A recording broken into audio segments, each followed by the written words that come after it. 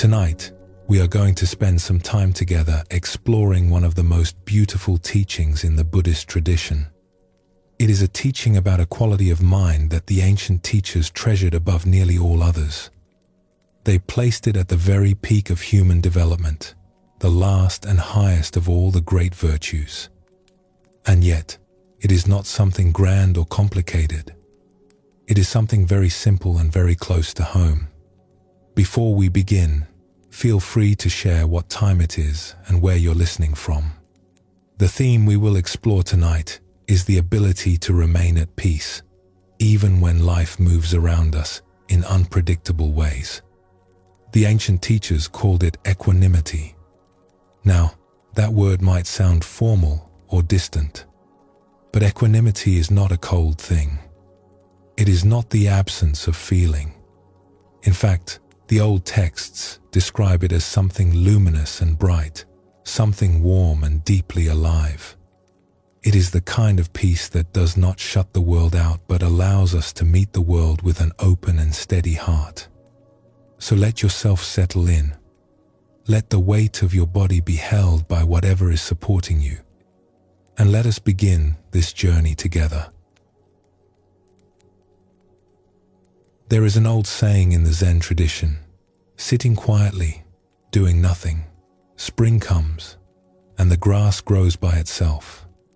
Tonight, as you rest, we begin with that spirit, not striving to become anything, not rushing toward any destination, simply being present and allowing what is wise and gentle to reveal itself, the way spring reveals green things without effort or hurry. The teaching we are exploring tonight, equanimity, is like that. It is not something we force into being. It is something that emerges when we stop struggling quite so hard, when we stop grasping at what we want and pushing away what we do not want, when we allow the mind to settle, like water finding its own level. But before we go further into the teaching, let us begin with a story. Because stories have a way of reaching places that explanations cannot. The Buddhist tradition has always known this. For thousands of years, the deepest truths have been carried not in arguments or theories, but in tales passed from teacher to student in quiet rooms, under trees, beside rivers, in the gentle hours before sleep. So let yourself settle a little deeper into wherever you are resting, and let the story come to you. Let us explore a story about an old master who lived in a mountainous land, in a time when the world moved a little more slowly than it does today. This master had spent the greater part of his life in quiet study and contemplation. He was known in his region as a person of remarkable inner calm. People would travel long distances simply to sit in his presence, because there was something about him that made the air feel more still. He had that quality that the Buddhist teachings describe as a mind that is not easily shaken, a mind that has been refined by years of patient practice and honest self-awareness. He was not a perfect man. He would have been the first to say so. But he had cultivated, through decades of effort and surrender, a steadiness that most people found deeply reassuring. When difficult news came, he could receive it without being swept away. When joyful news arrived, he could appreciate it without losing his footing. He had learned, over many years, how to stand in the middle of life's weather without being toppled by it. People who knew him well said that being around him was like sitting beside a very old tree. There was a rootedness to him, a quiet gravity that made everything else feel a little calmer too. He laughed easily. He listened well. He did not seem to need anything from the people around him, and perhaps that was why they felt so at ease in his company. One morning, late in his life, the master found himself walking along the shore of a mountain lake with a young student. It was early, and the world was still waking up. The mist had not yet lifted from the water. It hung low over the surface in thin, pale layers, softening everything. The air was cold and sharp, the kind of cold that makes your breath visible and your skin tingle. The lake stretched out before them, silver and very still, reflecting the peaks above, like a great, quiet mirror. There was birdsong somewhere in the trees behind them, and the faint sound of water dripping from stones. It was the kind of morning that asks you to be quiet, and both of them were. The young man was full of energy, as young people often are. He had spent many months studying under the master, and there was a warmth between them, a fondness that comes from shared purpose and mutual respect. But the young man was also restless. He had the kind of vitality that does not like to stand still for very long. "The water looks wonderful," the young man said, gazing out across the lake. "I think I will swim across." The master looked at the water. It was cold, very cold. The kind of cold that belongs to mountain lakes fed by snowmelt. He could feel it in the air just standing at the shoreline. The young man pulled off his outer garments, waded into the shallows, and with a joyful shout, dove forward and began to swim. His strokes were strong and confident. The water parted around him in bright arcs, and soon he was moving steadily away from shore. The master stood watching, and here is where the story turns. Because in that moment, watching his young student cutting through the cold water with such ease and vigor, something stirred inside the old man. Something very quiet and very quick. It was not a thought, exactly. It was more like a feeling, a flicker, a small spark of something that might have been pride or competitiveness, or perhaps just a memory of his own younger body and what it had once been able to do. Before he had fully noticed what was happening, the master had made a decision. He would swim across too. He stepped into the water. The cold hit him like a wall. His breath shortened, but the spark that had lit inside him was still burning, and it carried him forward. He began to swim. For a little while, everything seemed fine. His arms moved through the water. His breath came in short clouds. The far shore was there ahead of him, clear and reachable. But the cold was deeper than he had expected, and his body was older than his spirit remembered, and very gradually, stroke by stroke, his strength began to fade. He did not make it across. Now, let us pause here and sit with this story gently. We do not need to dwell on the sadness of the ending. What matters for us tonight is what happened in that single quiet moment on the shore. That flicker, that small, almost invisible impulse that arose before the master had time to see it clearly. A lifetime of wisdom and practice, decades of cultivating inner peace. And yet, in one unguarded instant, a tiny spark of pride was enough to pull him off center. This is not a story about failure. It is a story about how human we all are, even at our wisest. It is a story about the extraordinary power of those small inner movements, the ones that are so quick and so subtle that we barely notice them before they have already carried us somewhere we did not intend to go. And this is precisely why the ancient teachers valued equanimity so deeply.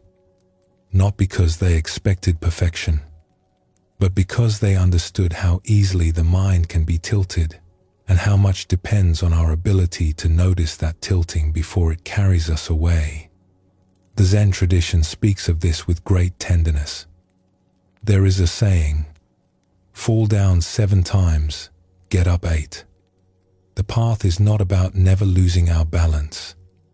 It is about what we do in the moment we notice we have lost it. And before that, it is about developing the kind of gentle, steady awareness that allows us to notice sooner and sooner and sooner still. Until one day, perhaps, we notice the very first flicker, the way we might notice the first drop of rain before the storm arrives, and we can choose, with great kindness toward ourselves, not to be carried away. This is what the old master by the lake had done so beautifully for so many years. And this is what, in one brief and very human moment, he forgot. Not because he was weak, not because his practice had failed, but because he was human. And the teaching hidden in that moment, if we are willing to receive it gently, is that equanimity is not something we achieve once and then possess forever. It is something we return to again and again, with patience and with grace.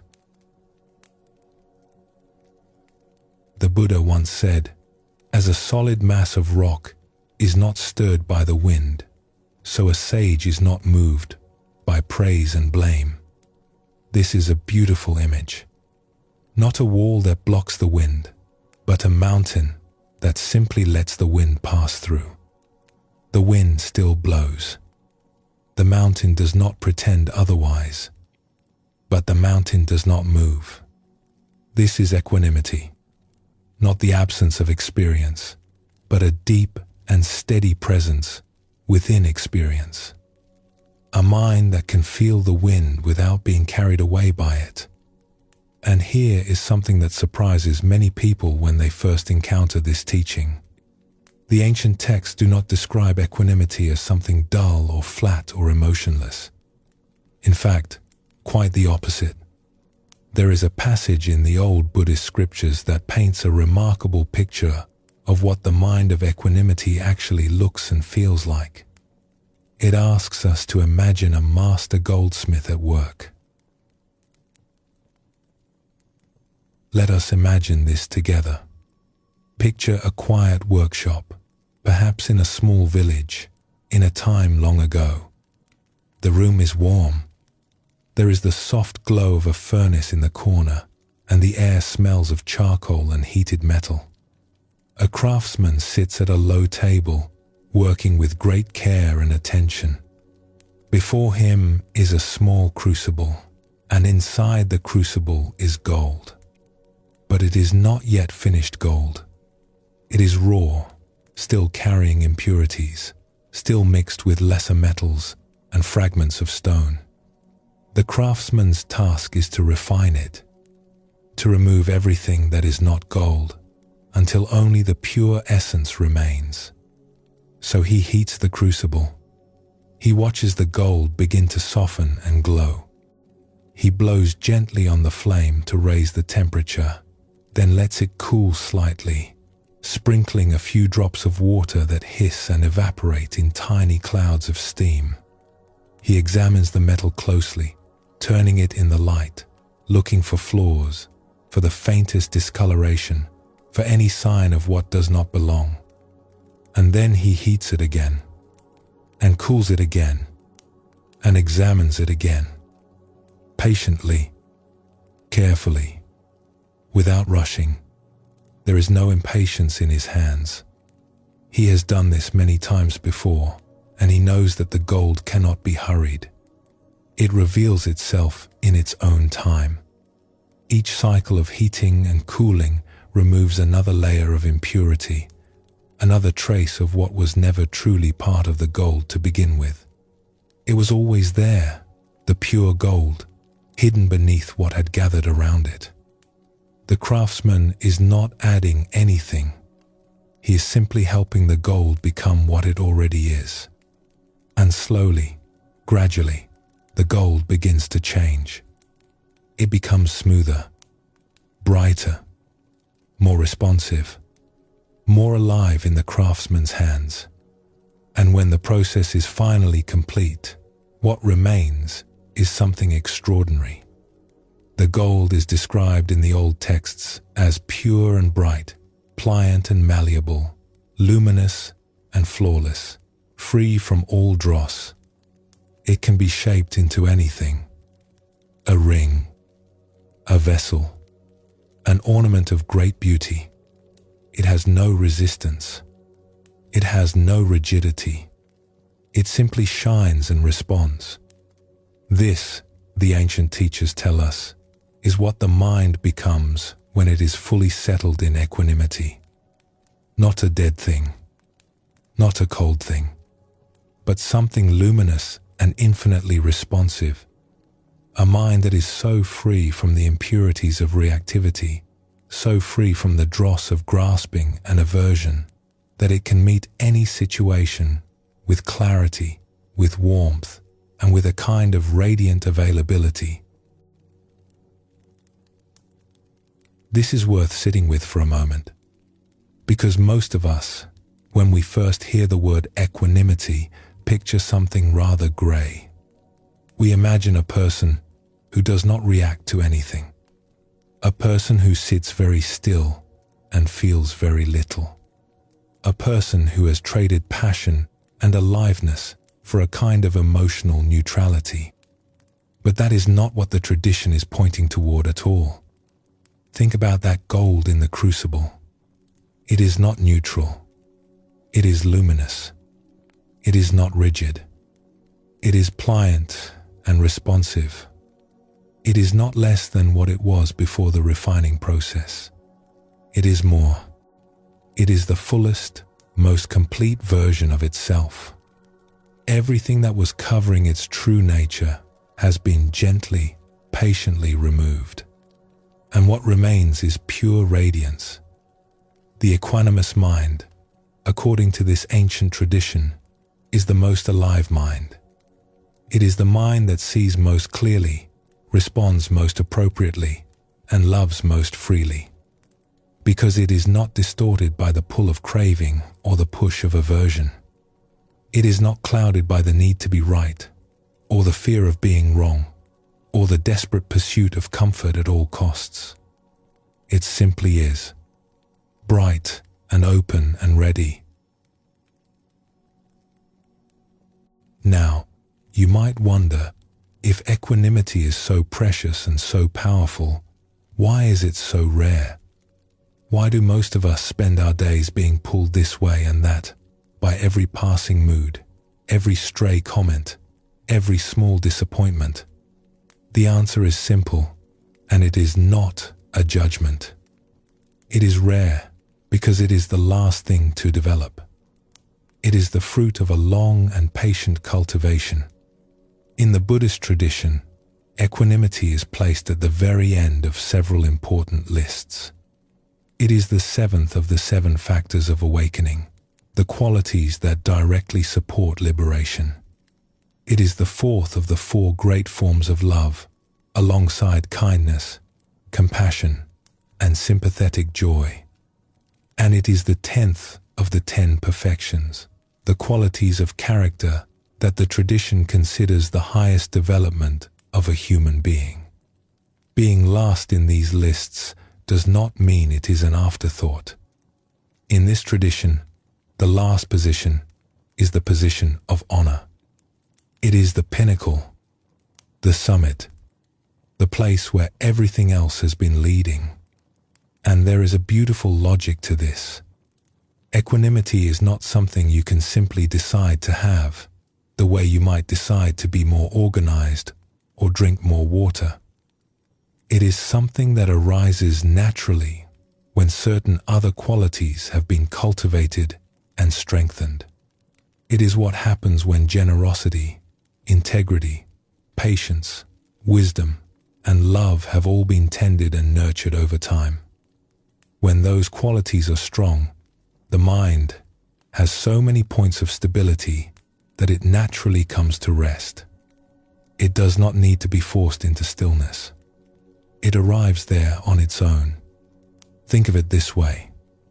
If you have ever watched a spinning top in its final moments, you know that before it falls, there is a brief, beautiful phase where it is perfectly upright, perfectly still.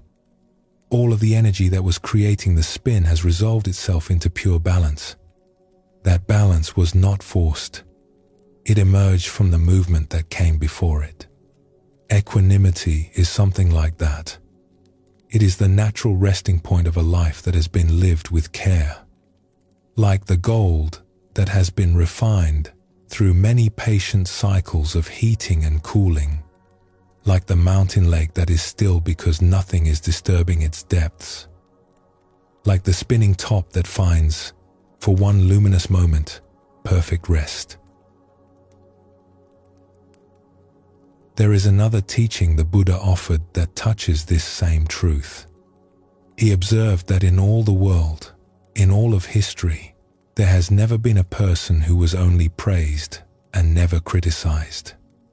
And there has never been a person who was only criticized and never praised. This is simply the nature of things. The winds of opinion blow in every direction, and no one, no matter how wise or how foolish, is exempt. This is not a bitter teaching. It is a liberating one, because once we truly understand that praise and blame will always come and go, something in us can relax. We do not need to chase the one or flee from the other. We can simply let them pass, the way the mountain lets the wind pass.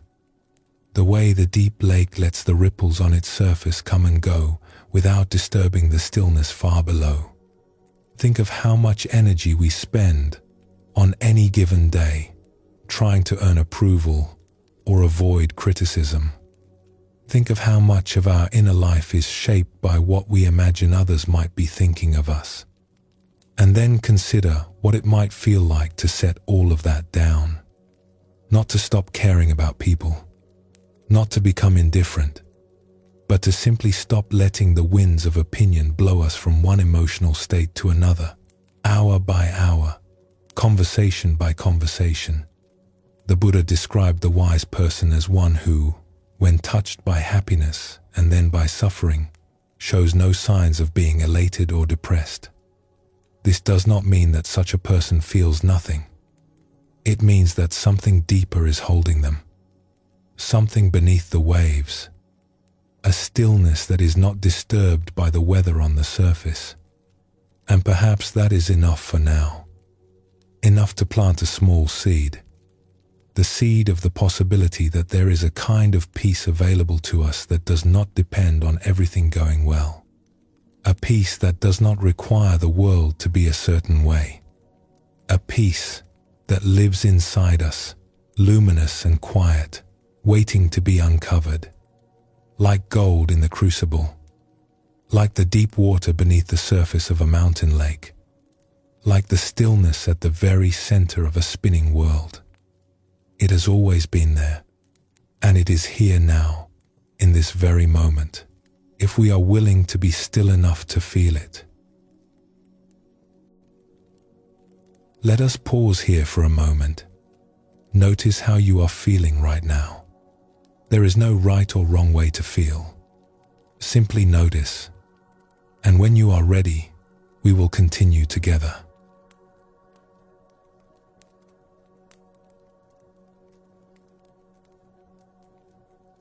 There is a well-known exchange from the old Buddhist records that goes something like this. A devoted practitioner, after many years of study and meditation, sent a poem to a wise teacher who lived across the river. The poem described his spiritual achievements in glowing terms. He felt he had become immovable, unshakable, beyond the reach of any worldly trouble. The teacher read the poem, smiled, and sent back a single word in reply. It was not a kind word. It was, in fact, quite rude. The practitioner was furious. He jumped into a boat, crossed the river, and stormed up to the teacher's door. "How could you write that?" he demanded. "After all my years of practice, after everything I have accomplished, you send me that?" The teacher looked at him calmly and said, "You told me that nothing in this world could move you, and yet one little word blew you all the way across the river. It is a funny story, and there is great warmth in it.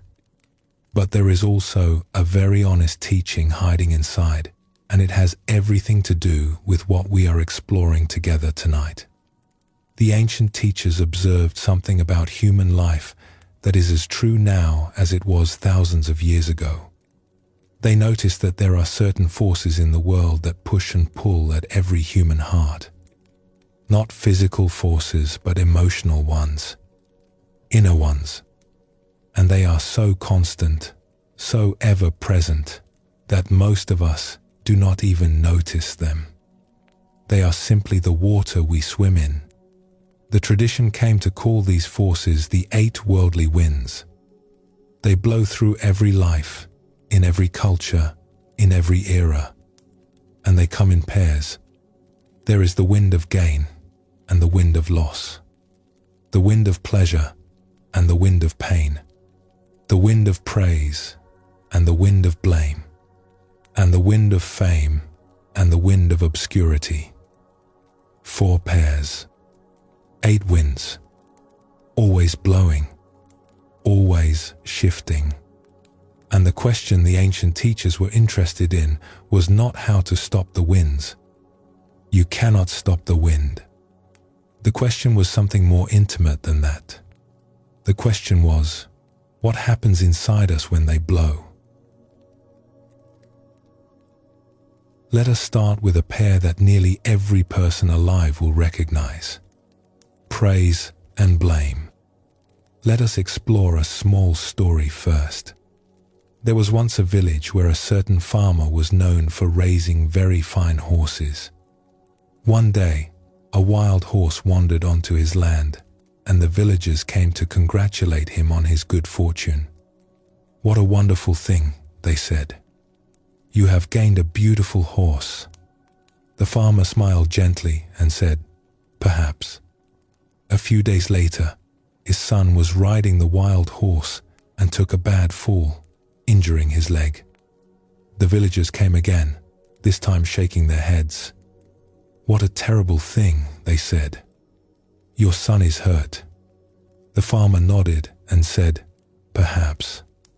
The following week, the army came through the village, calling up all the young men to serve. But because the farmer's son was injured, he was passed over. The villagers returned once more, marveling at the farmer's good luck. And again, the farmer simply said, "Perhaps." This story has been told in many forms, in many traditions, for a very long time. And the reason it endures is that it captures something we all know to be true but find very difficult to live by. We do not know, in any given moment, whether what is happening is truly good or truly bad. We only know that it is happening. And yet the mind rushes to judge, to celebrate, to grieve, long before the full story has unfolded. Now, with that story resting gently in the background, imagine for a moment that you have spent a long time working on something that matters to you. Perhaps it is a project at work. Perhaps it is something you have made with your hands. Perhaps it is simply the way you have handled a difficult situation in your family. And one day, someone whose opinion you respect turns to you and says, "You did a really wonderful job with that. I am impressed." Notice what happens inside. There is a warmth, yes? A little glow. The chest lifts slightly. The shoulders drop. Something in you relaxes and expands at the same time. And if you watch closely, you might notice that the mind begins to replay the compliment. It savors it. It turns it over. They said wonderful. They said impressed. There is a quiet hum of satisfaction that can last for hours, sometimes days. And without realizing it, you begin to shape your next actions around the hope of hearing something like that again. Now imagine that the very next day, someone else says, with equal conviction, "I do not think you handled that well at all. I think you could have done much better." and just like that, the glow vanishes. In its place, a tightness, a contraction. The stomach clenches. The mind races. What did I do wrong? That is not fair. They do not understand. And this feeling too can linger for hours or days. It colors everything. It follows you into conversations that have nothing to do with what was said. It sits beside you at dinner. It is there when you try to sleep. 2 sentences, just a handful of words from 2 different people. And yet, together, they have the power to lift you to a peak and then drop you into a valley, all without your permission. This is the wind of praise and blame, and it is one of the most powerful forces in human life. The beautiful thing about the Buddhist teaching on the 8 winds is that it does not ask us to stop feeling. It does not say that praise should mean nothing to us, or that blame should bounce off us like rain off stone. That would not be human, and the tradition is deeply interested in what it means to be fully, honestly human. What the teaching invites us to notice is the difference between feeling something and being carried away by it. There is a moment, right at the beginning, when praise arrives or blame arrives, and we simply feel it. That moment is clean. It is honest. It is just life touching us, the way wind touches your skin. But then, almost immediately, something else happens. The mind grabs hold. It begins to build a story. With praise, the story is, I am good. I am worthy. I need more of this. With blame, the story is, I am failing. I am not enough. I must defend myself. And it is the story, not the original feeling, that carries us away. The ancient teachers compared this to a person picking up a hot coal. The first touch is just sensation, but then the hand closes around it, and that is when the real suffering begins. Not because the coal exists, but because we will not let go of it. The winds of pleasure and pain work in a very similar way, though they are often even more subtle because they operate so close to the body. There is a very natural, very innocent movement in every living creature toward what is pleasant and away from what is unpleasant. This is not a flaw. It is how we are made. It keeps us warm in winter and fed when we are hungry. There is nothing wrong with comfort. But the ancient teachers noticed that this movement, when it is not seen clearly, can quietly take over a life. The constant pursuit of the next pleasant experience, the constant avoidance of anything difficult or uncomfortable, a kind of restless shuttling back and forth that never quite arrives anywhere satisfying, because the moment one pleasure fades, the search for the next one begins. The Buddha once compared this to a person who is thirsty and drinks salt water. The first sip seems to help, but it only deepens the thirst. So you drink more, and the thirst deepens further, not because the water is bad, but because it was never the kind of water that could truly satisfy. This is not a teaching against enjoyment. The tradition is full of appreciation for beauty, for laughter, for the sweetness of a good meal or a kind word. The teaching is about something more subtle. It is about the difference between enjoying what is here and chasing what is next. Between resting in a pleasant moment and clutching at it as it passes. Let us explore a small, everyday scene to see what this looks like. Imagine a person sitting quietly at home in the evening. Everything is fine. Nothing is wrong. The house is warm. The day is done. And yet, a vague restlessness begins to stir. A feeling of something is missing. Not a large feeling. Not a dramatic one. Just a subtle sense of incompleteness, like an itch that cannot quite be located. So they open the cupboard and find something sweet to eat. For a moment, there is satisfaction. The restlessness eases. The world feels a little brighter. But 10 minutes later, the feeling returns. So they reach for their phone and begin scrolling through messages, looking for something interesting, something that will fill the space. Another brief moment of satisfaction. Another fading. Another search. Perhaps they turn on a show. Perhaps they pour a glass of something. Each time, the same small cycle. A reaching, a brief relief, a fading, and another reaching. This is not a dramatic suffering. It is a very ordinary one, but it is extraordinarily common.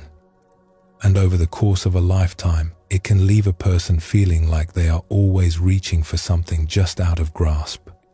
Always almost satisfied, but never quite at rest. Always moving, but never quite arriving. The wind of pleasure blows us toward what feels good. The wind of pain blows us away from what feels bad. And between the two of them, we can spend entire days, entire years, being blown back and forth without ever quite finding solid ground. The irony, as the ancient teachers gently pointed out, is that the solid ground was there all along. It was there in that first quiet moment of the evening, before the restlessness began. Before the reaching started, the peace was already present. We simply did not recognize it, because it was not exciting enough to catch our attention. And then there are the winds of gain and loss. We do not often think of gain and loss as emotional forces, but they are among the most powerful. The delight of acquiring something we wanted, whether it is a possession, an opportunity, or simply a piece of good news. And the ache of losing something we valued, whether it is a relationship, a role, a sense of security, or even just a favorite routine that has changed. There is a lightness that comes with gaining, and a heaviness that comes with losing. And most of us structure large portions of our lives around trying to gain more and lose less. We work for it. We worry about it. We lie awake at night calculating it. And all of this is perfectly understandable. It is simply what it means to be a person moving through a world that is always changing. But the teaching invites us to notice something specific about gain and loss. They are not permanent states. They are movements. A wave rises and a wave falls. What was gained yesterday may be lost tomorrow. What was lost last year may return in a form we did not expect. The ancient teachers were not being pessimistic about this. They were simply being honest. And in that honesty, there is a strange kind of freedom. Because if we can truly see that gain and loss are movements, not destinations, then we do not need to cling so tightly to the one or resist so fiercely the other. Think of the farmer in our story. Gain arrived. Then loss. Then what looked like gain once more. And through it all, his quiet perhaps was not indifference. It was spaciousness. It was the willingness to let the story keep unfolding without grasping at any single chapter and calling it the ending. There is a tenderness to this way of meeting life. It does not mean we stop caring about what we have or what we lose. It means we hold it all a little more lightly, the way you might hold a bird in your open palm. Firm enough that it feels safe, gentle enough that it can fly when it is ready. The last pair is fame and obscurity, or, to put it more gently, being known and being overlooked. This one runs deep in many of us, deeper than we might like to admit. The wish to be seen, to be recognized, to matter in the eyes of others. It is not vanity, or at least, it is not only vanity. It is something more tender than that. It is the very human desire to feel that our life counts, that we are not invisible, that someone, somewhere, knows we are here. There is a story about a monk who spent many years in a small temple, tending the garden, sweeping the courtyard, preparing simple meals. He did this work quietly, day after day, without recognition or praise. One day, a traveler passed through and asked the abbot, "Who is your most accomplished student?"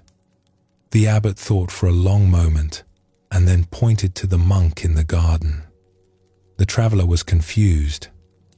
"But he is just sweeping," the traveler said. "Yes," the abbot replied, "and he sweeps with his whole heart. That is why the garden is so peaceful." The monk had never sought to be known, and yet, in his quiet, wholehearted attention to his simple work, he had created something that touched everyone who entered that space. He did not need the wind of fame to fill his sails. He was already moving, gently and steadily, under his own power. And its opposite, the feeling of being overlooked, of being forgotten or unnoticed, can produce a quiet ache that is hard to name but very real. The ancient teachers did not judge this. They simply observed it, the way you might observe weather. They noticed how the mind puffs up when it feels recognized, and how it deflates when it feels unseen. And they invited their students to watch these movements with kindness and curiosity, rather than being helplessly swept along by them. Now, here is perhaps the most important part of this teaching, and it is very simple. The winds never stop blowing. They will not stop. As long as you are alive and moving through this world, there will be praise and there will be blame. There will be pleasant days and difficult days. There will be gain and there will be loss. This is not a problem to be solved. It is the weather of being human. What can change, and what the tradition so gently encourages, is our relationship to the winds. We cannot control whether someone praises us or criticizes us tomorrow. We cannot guarantee that what we love will not change. We cannot ensure that every day will be comfortable. But we can begin to notice how we respond. We can begin to feel the difference between the wind touching us and the mind grabbing hold of the wind and refusing to let go. And this noticing, this simple, patient awareness, is itself a form of equanimity. It is the beginning of it, not the grand, perfected equanimity of the old masters, just the small, honest equanimity of a person who is starting to pay attention. There is a beautiful image from the old texts, a deep lake. When the wind moves across the surface of a deep lake, there are ripples, sometimes waves. The surface is disturbed, but beneath the surface, in the depths where the water is heavy and still, nothing moves at all. The disturbance is only on the surface.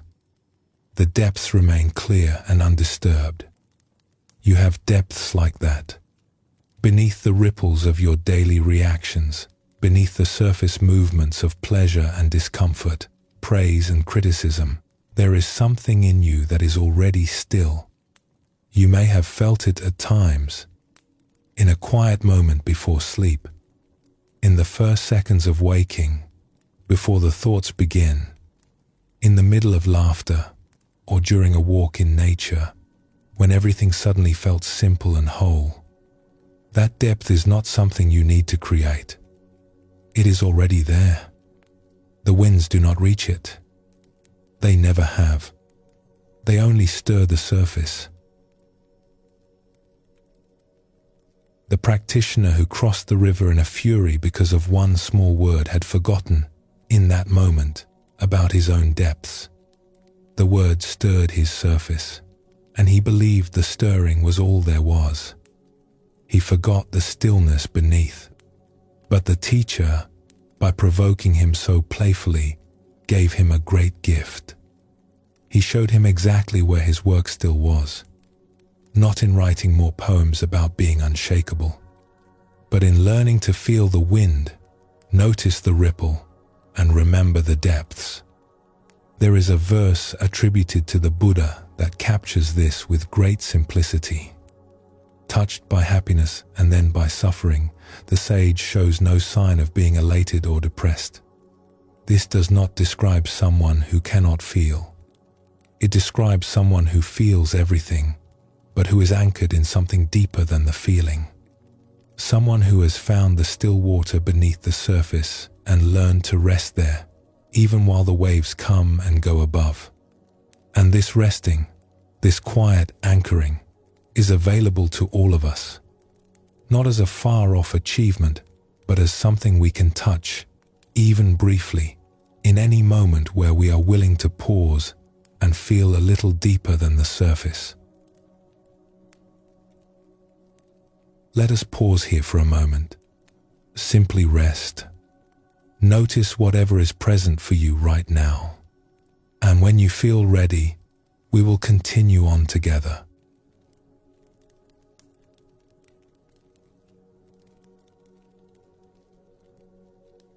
In the Buddhist scriptures, there is a passage where the Buddha speaks about anger in a way that, once you hear it, is difficult to forget. He says, simply, that when you become angry with someone who has wronged you, you are doing that person a favor. Because the real harm of anger is not what it does to the person it is aimed at. The real harm is what it does to the one who carries it. Your adversary cannot make you feel the burning in your chest, cannot make your jaw tighten or your thoughts race at 3 a.m. Only anger can do that. And anger is something that is made from the inside, by you, within you. It is as if someone handed you a hot coal and you, rather than setting it down, chose to hold it tightly and wonder why your hand hurt. This is a teaching that meets us right where we live. Not on a mountaintop, not in a monastery, but right here, in the middle of our ordinary days, where we are constantly encountering situations that invite us to react.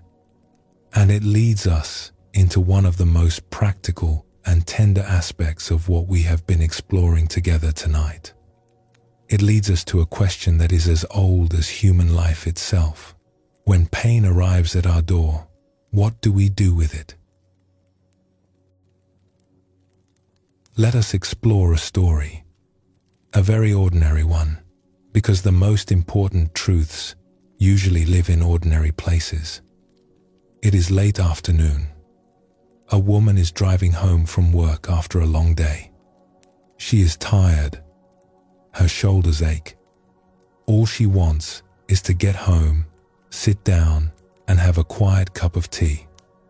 The road is crowded, the traffic thick and slow. She is patient. She is doing fine. Then, out of nowhere, another car cuts sharply in front of her. She brakes hard. Her heart jumps. Her hands grip the steering wheel. And the other driver does not even seem to notice. They simply speed ahead, weaving between cars as if no one else exists. Something flares in her chest. A hot, tight feeling. She feels her jaw clench. How could they? That was dangerous. That was rude. The words cycle through her mind, gaining speed, gaining heat. She replays the moment. She imagines what she would have said if the other driver could hear her. By the time she arrives home, The incident is 10 minutes behind her, but the feeling has not faded. If anything, it has grown. It has settled into her body like a weight.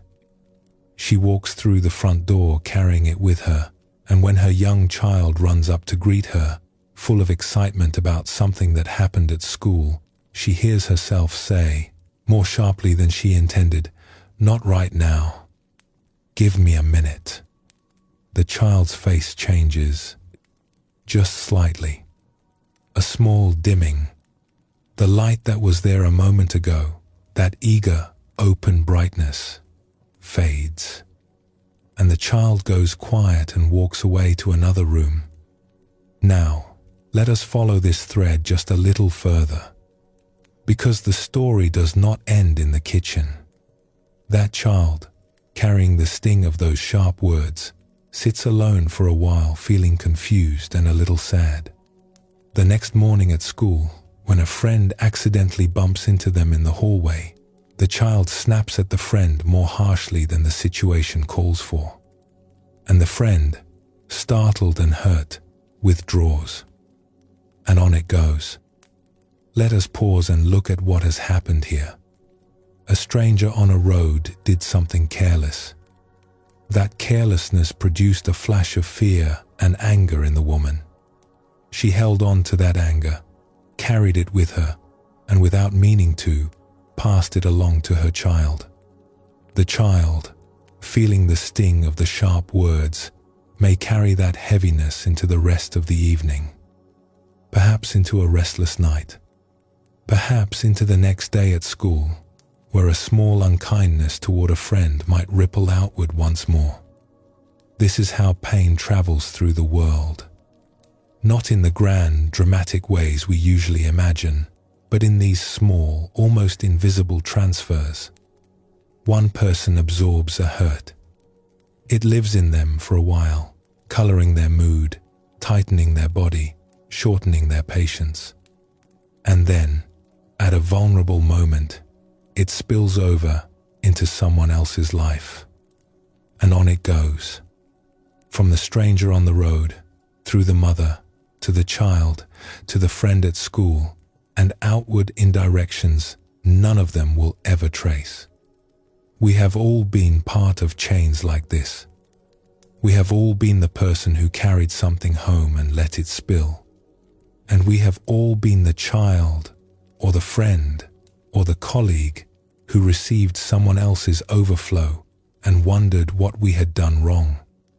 There is no blame in this recognition. It is simply the way things work when we are not yet awake to the pattern. The ancient teachers saw this chain very clearly. They understood that every moment of unchecked reactivity is a link in a chain that extends outward in all directions.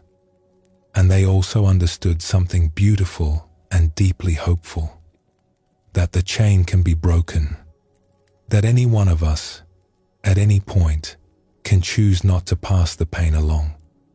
Not by being superhuman, not by suppressing what we feel, but simply by noticing, in the moment, what is happening inside us and choosing, with whatever gentleness we can muster, to set the weight down rather than hand it to the next person we meet. This is one of the most generous things a person can do in this world. It does not require great spiritual attainment. It does not require years of practice. It simply requires a moment of awareness. A moment where, instead of gripping the hot coal, we notice that we are holding it. And we set it down. The woman in the car could not have prevented the other driver from cutting her off. That was out of her control. But the moment after, the moment where the anger arrived and began to build its story, that was where a choice lived. Not a perfect choice, not an easy choice, but a real one. And this is the teaching. Not that we should never feel anger or frustration or hurt. These are natural human responses, and there is nothing wrong with feeling them. The teaching is about what happens next. Do we hold on? Do we feed the feeling with stories and replays and imagined confrontations? Or do we, even imperfectly, even slowly, begin to loosen our grip? There is another story from the Buddhist tradition that speaks to this in a slightly different way. A teacher was sitting with a group of students when a man approached and began speaking to the teacher in a very harsh and disrespectful manner. He was clearly upset about something, and he poured his frustration out in the form of insults and accusations. The students were uncomfortable. Some were angry on their teacher's behalf. They looked to the teacher to see how he would respond. The teacher listened quietly until the man had finished. Then he asked a gentle question. If someone offers you a gift and you choose not to accept it, to whom does the gift belong? The man was confused. Well, it would still belong to the person who offered it, he said. The teacher nodded. It is the same with your anger and your harsh words. You have offered them to me, but I have chosen not to accept them. So they remain yours. There was a long silence, and in that silence, something shifted. Not dramatically, but perceptibly. The man's shoulders, which had been raised and tight, began to soften. The heat in his face began to fade. He had thrown his pain outward, as people do, and for the first time in a long while, it had not landed. No one had thrown it back. No one had absorbed it and suffered from it. It was simply still there, in his own hands, waiting to be set down. And perhaps, in that quiet moment, he began to set it down. We do not know how the story ends. The tradition does not tell us, but the image stays with us, because we have all been both people in that scene. We have been the one hurling our pain outward, hoping it would feel better if someone else carried it for a while. And we have been the one on the receiving end, wondering how to respond. This story is often told as an example of great wisdom, and it is. But there is something important to notice about it that goes beyond cleverness. The teacher did not deflect the anger. He did not throw it back. He did not build a wall against it. He simply did not pick it up. There is a real difference between these responses, and it is worth sitting with for a moment. When we deflect, we are still engaged with the anger. We are using force to push it away, and that force has a cost. When we throw anger back, we become part of the chain, adding our own link. When we build a wall, we protect ourselves, but we also cut ourselves off from the world, and something in us hardens. But when we simply do not pick it up, something else happens. The anger, having nowhere to land, begins to lose its power. It is like a wave that reaches the shore and finding only soft, open sand, spreads itself thin and dissolves. There is no crash, no collision. The energy simply disperses. Think of a stone dropped into a still pond. If the stone hits a wall, it bounces back, creating more disturbance. If it hits another stone, the collision sends both stones careening. But if the stone simply sinks into soft, deep water, the pond absorbs it. There are ripples, yes, but they are gentle and they fade quickly, and the pond returns to stillness.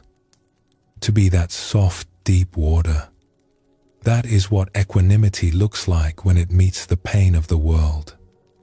Not rigid, not armored, soft and deep and still enough to absorb what comes without being permanently disturbed by it. This is equanimity in action, not a cold indifference, not a gritting of the teeth, but a warm, open spaciousness that allows difficult things to pass through without causing lasting harm. It is, in its own quiet way, one of the most powerful things a human being can do. And here is what makes this teaching so gentle and so hopeful. You do not need to be able to do this perfectly. Nobody does it perfectly. The woman in the car, the one who spoke sharply to her child, she is not a failure. She is a human being who was carrying something heavy and did not notice in time. That happens. It happens to all of us. But the next time, perhaps, she notices a little sooner. Perhaps she feels the tightness in her chest while she is still in the car and takes one slow breath. Perhaps she notices the story the mind is building, the imagined confrontations, the righteous speeches, and she gently says to herself, I am carrying something that is not mine. Perhaps she rolls down the window and lets the cool air touch her face. Perhaps she arrives home and, before she opens the door, she stands on the step for just a moment, feeling her feet on the ground, feeling the evening air, and choosing to leave the weight of the drive outside. And then she opens the door. And when her child comes running up, full of excitement and stories, she is able to kneel down, look into those bright eyes, and say, tell me everything. In that one small choice, a chain is broken. The pain that began with a stranger's carelessness on a busy road stops here, on this doorstep, in this pause. It does not reach the child. It does not travel into the next day or the next interaction.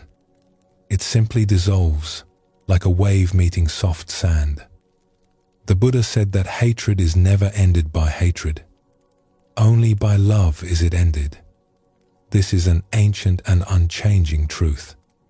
And it begins not with grand acts of love, but with these small, quiet moments where we choose not to add to the world's burden of pain.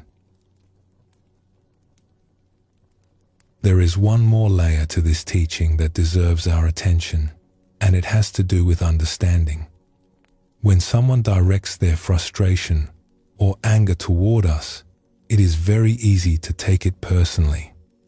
It feels personal. It is aimed at us, after all. Our name is on it.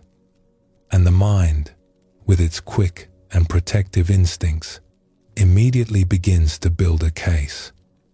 How could they? What did I do to deserve that? They are wrong, and I am right. But the ancient teachers invited us to consider something else. To consider that in most cases, the person who is directing their pain at us is not really responding to us at all. They are responding to something much older and much larger. Their own accumulated suffering, their own unhealed wounds, their own fears and disappointments and exhaustion. This does not mean we must accept harmful behavior. It does not mean we should not protect ourselves when that is necessary. Equanimity is not passivity. It is not a doormat. It is a deep and steady clarity that allows us to respond wisely rather than react blindly. But when we can see, even for a moment, that the person in front of us is struggling, that their harshness is really a cry from their own pain, something in us shifts. The need to defend softens. The urge to retaliate fades. And in its place, there may arise something unexpected, a quiet understanding, perhaps even compassion. It is like looking at a person shivering in the cold and suddenly understanding that their sharp words a moment ago were not about you at all. They were about the cold. They were about exhaustion. They were about a hard day and an empty tank. And that understanding does not excuse the sharpness, but it changes what it means to you. It gives you room to respond rather than react. It gives you room to be generous, even when generosity was not offered to you first. And this is where equanimity and love begin to intertwine.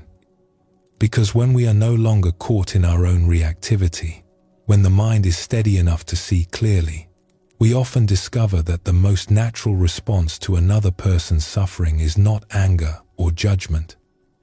It is kindness. It was there all along, beneath the surface, waiting for a still enough moment to be felt. So tonight, as you rest, consider this. Every day, in ways large and small, life offers us moments where we can either pick up the coal or let it lie.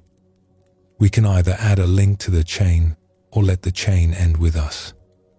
These are not dramatic moments, usually. They do not feel heroic. They happen in cars, in kitchens, in hallways, in the space between reading a message and typing a reply. But each one matters. Each one ripples outward, just as each act of reactivity ripples outward. The difference is that these quiet choices, these moments of not picking up what does not belong to us, ripple outward as peace, as spaciousness, as a kind of kindness that the people around us may never trace back to its source, but will feel nonetheless. There is a Zen saying, "The whole moon and the entire sky are reflected in one dewdrop on the grass." Every small moment of equanimity, every time we choose not to pass the pain along, reflects something much larger. It reflects a vision of what the world could be if more of us, more often, were willing to pause on the doorstep, to take one breath, to let the wave dissolve in soft sand. That is a beautiful way to move through the world. And it begins, as so many beautiful things do, with simply noticing what we are holding and gently, kindly opening our hands. Let us pause here. Let everything settle, like dust returning to the ground after a gentle rain. And whenever you are ready, we will continue on together.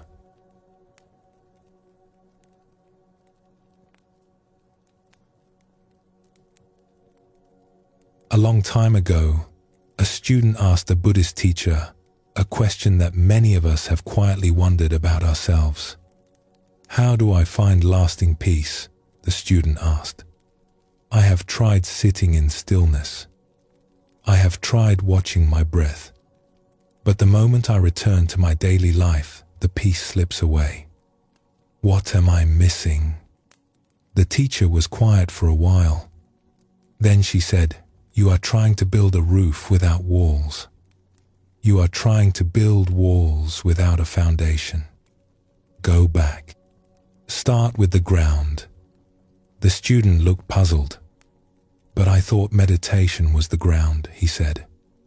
The teacher shook her head gently. "Meditation is the garden. But before you can grow anything in a garden, you must first prepare the soil. You must clear the stones and enrich the earth. Otherwise, no matter how carefully you plant, nothing will take root." This small exchange points to something that the Buddhist tradition has understood for a very long time, and it is something that we, in our modern hunger for quick results, often overlook. The deepest peace, the kind of equanimity we have been exploring together tonight, does not come from any single technique. It does not arrive because we found the right meditation app or read the right book or attended the right retreat. It comes from something slower, something quieter, something more ordinary than all of that. It comes from the patient cultivation of character. Now, that might sound old-fashioned. Character. It is a word that belongs to a different era, perhaps. A word your grandmother might have used. But the Buddhist tradition takes it very seriously, and it offers a remarkably detailed map of what a well-cultivated character looks like. This map is called the 10 perfections. And these 10 qualities, developed together over the course of a life, are said to create a foundation so strong, so deeply rooted, that the mind naturally comes to rest. Not because it has been forced into stillness, but because it has nowhere left to wobble. Let us walk through them together, not as a list to be memorized, but as a journey, because that is what they are. A journey that each of us is already on, whether we know it or not. The journey begins with generosity. Not generosity as a grand gesture, though it can be that, but generosity as a way of being, a disposition, an orientation of the heart that is turned outward, toward others, toward sharing what we have. There is a story told in many parts of Asia about an old woman who lived at the edge of a village. She had very little, a small house, a modest garden, barely enough to feed herself. But every evening, she would place a bowl of rice and a cup of water outside her door. When her neighbors asked who it was for, she said, "For whoever needs it." Some nights, a traveler passing through the village would find the bowl and eat gratefully. Some nights, a stray animal would come. Some nights, the rice sat untouched and she would scatter it among the birds in the morning. She never checked. She never kept count. She simply gave what she had, quietly and without expectation. Over time, something began to happen that the old woman herself might not have noticed. The people in the village, seeing her small nightly offering, began to feel something stir in their own hearts. A neighbor started leaving a bundle of firewood by her door in winter. Another began sharing vegetables from their garden. The village, without anyone organizing it or announcing it, became a kinder place. Not because of some great campaign for kindness, but because one person's quiet generosity had changed the temperature of the air. This is what the tradition means when it says generosity is the first perfection. It is the first movement away from the small, contracted world of me and mine toward the larger world of us. And that movement, that opening, is where the whole journey begins. The second quality is integrity. The old texts sometimes call this virtue or ethical conduct, but the heart of it is simpler than that. It is the commitment not to cause harm, to be careful with our words, our actions, and our choices so that we do not add to the suffering in the world. There is a saying from the tradition, "Before you speak, let your words pass through 3 gates. Is it true? Is it necessary? Is it kind?" These 3 gates are a beautiful distillation of what integrity looks like in daily life. Not rigid rule following, not anxious perfectionism, just a gentle, steady attentiveness to the impact of what we do and say. And here is something important about integrity that the tradition emphasizes.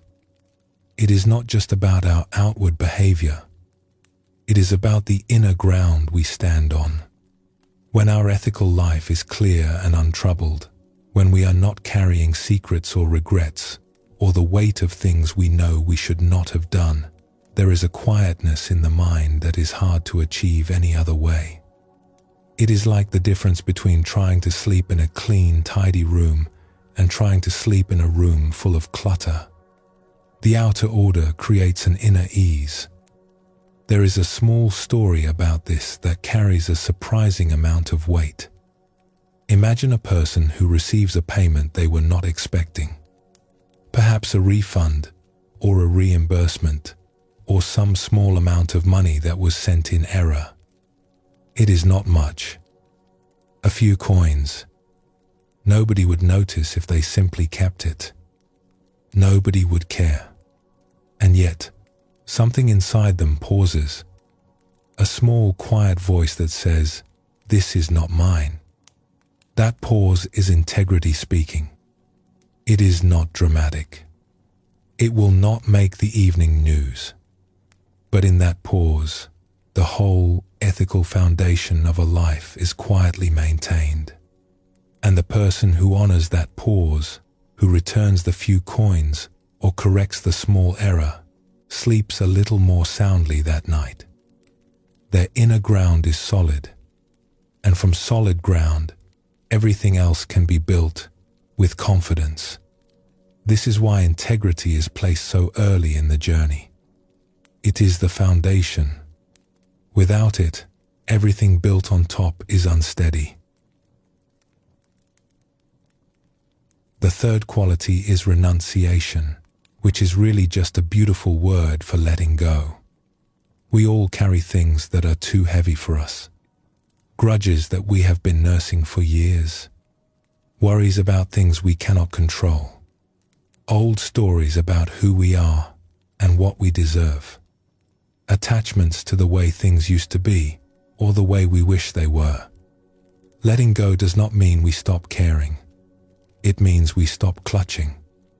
There is a lovely image sometimes used in the East of a monkey trap. A hunter places a piece of fruit inside a hollow gourd with a small opening. The monkey reaches in, grabs the fruit, and finds that its clenched fist is now too large to pull back through the opening. The monkey is trapped, not by the gourd, but by its own unwillingness to let go of the fruit. We smile at the monkey. But how many of us are holding on to our own version of the fruit? How many of us are trapped, not by our circumstances, but by what we refuse to release? Perhaps it is an old argument that we replay in our heads, even years after it happened. Perhaps it is an idea of who we should have become by now. Perhaps it is a relationship that has changed, and we keep reaching for the version of it that no longer exists. The grasping itself has become so familiar that we have forgotten there was ever a time before it. We have forgotten what our hand felt like when it was open. The perfection of letting go is the growing ability to notice when we are clutching and to gently, kindly open our hand. Not all at once, not everything at once, but one thing at a time, as we are ready. And each time we let go of something that was too heavy for us, we discover that what replaces it is not emptiness. It is spaciousness. It is room to breathe, room for something new and unexpected to arrive. The fourth quality is wisdom. And in this tradition, wisdom does not mean being clever or well-read. It means something much more intimate. It means the ability to see clearly, to look at a situation, at a feeling, at a pattern in our own mind, and to understand what is really happening beneath the surface. Wisdom is what tells us when it is time to let go and when it is time to hold on. It is what helps us see the difference between a situation that needs our action and a situation that needs our patience. It is the quiet inner voice that says, not everything that feels urgent is important. Not everything that feels frightening is dangerous. The fifth quality is effort, or perhaps a better word is dedication. The willingness to show up day after day for the things that matter, not with grim determination, but with a kind of cheerful persistence. The way a gardener shows up to tend the garden, not because any single day of watering will transform it, but because 1,000 days of small, faithful attention will. There is something quietly heroic about this kind of effort. It does not make headlines. Nobody applauds you for getting up a little earlier, or for choosing the kinder response when you are tired, or for trying again after a disappointment. But this is the effort that actually changes a life, not the dramatic burst of willpower that flames out after a week. but the gentle, steady returning, day after day, to what matters most. And the sixth, arriving right alongside effort like a companion on the road, is patience. Because effort without patience is like a fire without a hearth. It burns hot but burns out fast. Patience is what allows us to keep going when the results are not yet visible, to trust the process even when we cannot see where it is leading. Anyone who has ever planted a seed knows what patience feels like. You water the soil. You wait. Nothing visible happens. You water again. You wait again. And there is a moment, usually right before you are about to give up, where a small green shoot appears. And you realize that something was happening all along, beneath the surface, in the dark, where you could not see it. This is what patience protects. It protects the invisible work. The Buddha is said to have remarked that patience is the highest form of practice. And anyone who has ever tried to change a deep habit, or to heal a long wound, or to build something that truly lasts, knows exactly why. The seventh quality is truthfulness. Living in harmony with what is real. Not just speaking honestly, though that is part of it, but aligning our whole life with what we know in our hearts to be true.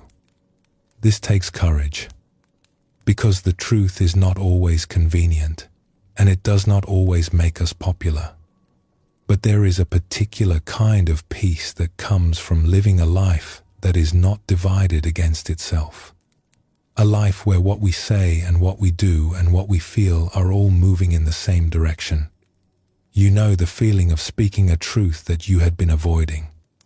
There is a moment of fear beforehand, a tightening, and then, once the words are out, a release, a settling, as if some tension that had been living in your body for a long time has finally been allowed to leave. That release is what truthfulness feels like from the inside. It is the body and mind coming back into alignment, like a bone that has been gently set back into its proper place. The eighth quality is resolve, determination, the quiet inner commitment that says, "This is what matters to me, and I am going to follow through." Resolve is different from stubbornness. Stubbornness grips tightly and refuses to adapt. Resolve holds gently, but does not let go. It is the steady hand on the tiller, keeping the boat on course through changing weather. There is a story sometimes told about a traveler making a long journey on foot across a wide and featureless plain. Day after day, the landscape looked the same. There were no landmarks, no signs of progress. Many travelers gave up and turned back, convinced they were going in circles. But this traveler had a resolve that was quiet and deep. Each morning, she looked at the horizon, chose a direction, and walked. She did not know how far it was. She did not know what she would find. But she had made a commitment to keep going, and so she did. And one morning, after many days, the plain began to change. Grass appeared, then flowers, then the sound of water. And she understood that the journey had been working all along, even when she could not see it. The ninth quality is loving kindness, the warmth of a heart that genuinely wishes well for others. Not just the people we like, not just the people who are easy to love, but all beings, everywhere, including ourselves. There is a phrase from the old loving kindness prayers that captures this beautifully. May all beings be happy. May all beings be at peace. May all beings be free from suffering. These are not just words to be recited. They are an orientation to be lived, a direction for the heart to face. Imagine for a moment what it would feel like to walk through your day with this orientation, passing a stranger on the street and silently, almost without thinking, wishing them well, sitting across from a difficult colleague and, beneath whatever frustration you might feel, holding a quiet hope that they too find some peace, standing in a crowded place and feeling, not the usual irritation or impatience, but a gentle awareness that every person around you is carrying something, hoping for something, doing their best with what they have. This is not sentimental, it is radical, and it changes everything about how the world feels to the person who practices it. Loving kindness, when it is genuine and well developed, has a remarkable effect on equanimity. Because when the heart is warm, when it is genuinely wishing well for the people around it, it becomes very difficult for irritation and resentment and judgment to take hold. They simply do not have room. The space is already occupied by something gentler and more alive. And then, the 10th, equanimity itself. The tradition places it last not because it is an afterthought, but because it is what all the others have been building toward. It is the roof that shelters everything beneath it. When generosity is strong, and integrity is solid, and the heart has learned to let go, and wisdom sees clearly, and effort persists with patience, and truth guides us, and resolve holds steady, and loving kindness fills the spaces between, then equanimity arises on its own, naturally, without force, like the sun appearing when the clouds have cleared. Each of these 9 qualities is like a root beneath a great tree. The more roots there are, the deeper they go, the less likely the tree is to be blown over in a storm. And equanimity is the quality of standing steady in any weather. Not because we are rigid or immovable, but because we are so deeply rooted that the winds simply cannot reach the place where our stillness lives. There is a verse from the Dhammapada, one of the oldest Buddhist texts, that says, "Just as a solid rock is not shaken by the storm, even so the wise are not affected by praise or blame." When we hear this, we might picture someone cold and unfeeling. But now, having walked through these 10 qualities together, perhaps a different picture comes to mind. A person whose steadiness comes not from hardness but from fullness. A heart so rich with generosity, so grounded in integrity, so patient and warm and honest, that there is simply no room left for the old reactivity. The storms still come, the praise still arrives, and the blame still arrives. But the tree stands, swaying gently perhaps, but never falling, because its roots reach deep into good soil. This is what the ancient tradition means when it speaks of perfection. Not flawlessness, not some impossible standard that we will never reach, but a fullness, a completeness, a life lived with such care and attention and warmth that the heart, in the end, naturally comes to rest. And here is the most encouraging part of all of this. You do not need to master all 10 qualities before any of them begin to help. Every act of generosity, no matter how small, adds a root. Every moment of patience, every choice to be truthful, every time you release something you were holding too tightly, the foundation grows a little stronger. The ground beneath you becomes a little more solid. You are already on this journey. You have been on it for as long as you have been alive. Every kindness you have offered, every difficulty you have faced with grace, every time you have forgiven someone, or told the truth, or simply shown up when it would have been easier not to, all of it counts. All of it has been building something inside you that is stronger and more beautiful than you may realize. The 10 perfections are not a distant ideal. They are a description of what you are already becoming. One small, quiet choice at a time. Let us rest here for a moment. Let the breath come easily. And when you are ready, we will continue together.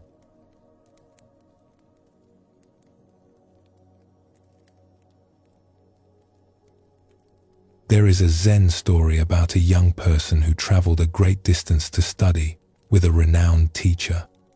The journey had taken many weeks.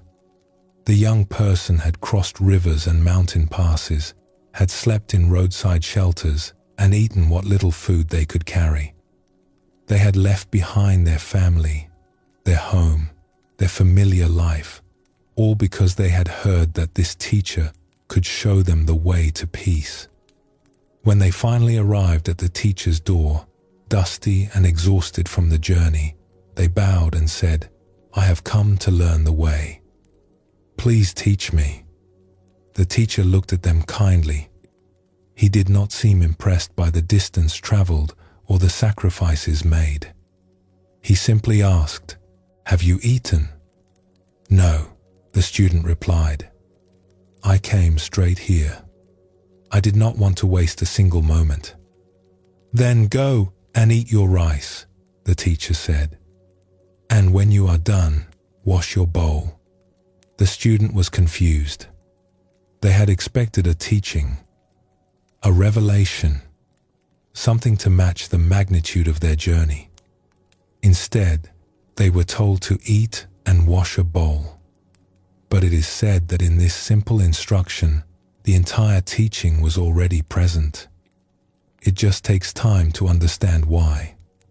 The teacher was not being dismissive. He was pointing to something that our hurrying minds so easily miss. That preparation is not separate from the path.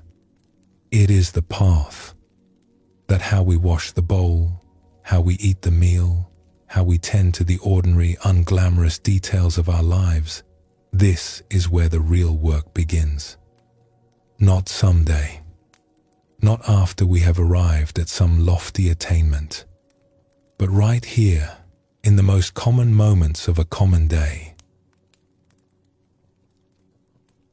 With that spirit in mind, let us explore a story that touches something very tender about how we relate to our own readiness. Many years ago, a group of people gathered regularly to study ancient Buddhist texts together. They met in a small room, perhaps once a week, to read and discuss and question. Most of them had come to their spiritual practice as adults. They had discovered meditation and Buddhist teachings later in life, and they had jumped in with great enthusiasm. They sat every morning. They attended retreats. They read widely.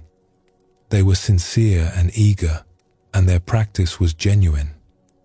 Among them was a woman whose background was very different from the others. She had not come to Buddhism as an adult discovery. She had grown up inside it. It had shaped her entire childhood, her education, her sense of the world. The teachings were not something she had found.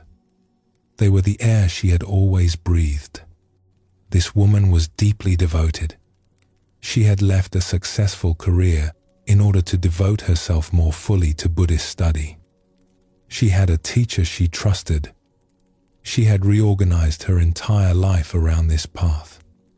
Everyone in the room could see how committed she was, how carefully she lived, how deeply she cared. One day, the person leading the study group asked her a simple question. "Do you meditate?" It was a casual question, an easy one. In that room, everyone meditated. It was assumed. It was the starting point. The first thing anyone did. The woman paused, and then she gave an answer that silenced the room. "Not yet," she said quietly. "I am waiting until I am worthy." Nobody spoke for a long moment. The room was very still. And in that stillness, You could feel something shifting in the people who were listening, a door opening somewhere inside them that they did not know was there. Let that land for a moment. Not yet. I am waiting until I am worthy. Here was a woman who had given up a thriving career to devote her life to these teachings. A woman whose ethical care and sincerity were visible to everyone around her. And she did not feel ready yet for what everyone else in the room had done as their very first step. Not because she thought less of herself, but because she thought so much of the practice. She held it in such high regard that she wanted to come to it properly. With clean hands, with a prepared heart, with the kind of reverence that most of us, in our eagerness to get started, skip right past. In a culture that tells us to move fast, to jump in, to start before we are ready, to launch before we are prepared, this woman chose to wait. Not out of fear, not out of self-doubt, but out of a deep and quiet respect for something she loved. The people in the room were struck by this. Some of them had been meditating for years and had never once considered whether they were worthy of the practice. They had simply begun. And there is nothing wrong with that. Beginning is good. Beginning is necessary. But there was something in this woman's answer that opened a door in their minds. A door to a very different way of thinking about the spiritual life. What if readiness matters? What if the quality of the ground we stand on affects the depth of everything we build on top of it? What if some of the restlessness we feel in our practice, some of the frustration when the mind will not settle, comes not from doing it wrong but from having skipped a step, from having rushed past the preparation in our eagerness to arrive? There is a beautiful image that comes to mind here.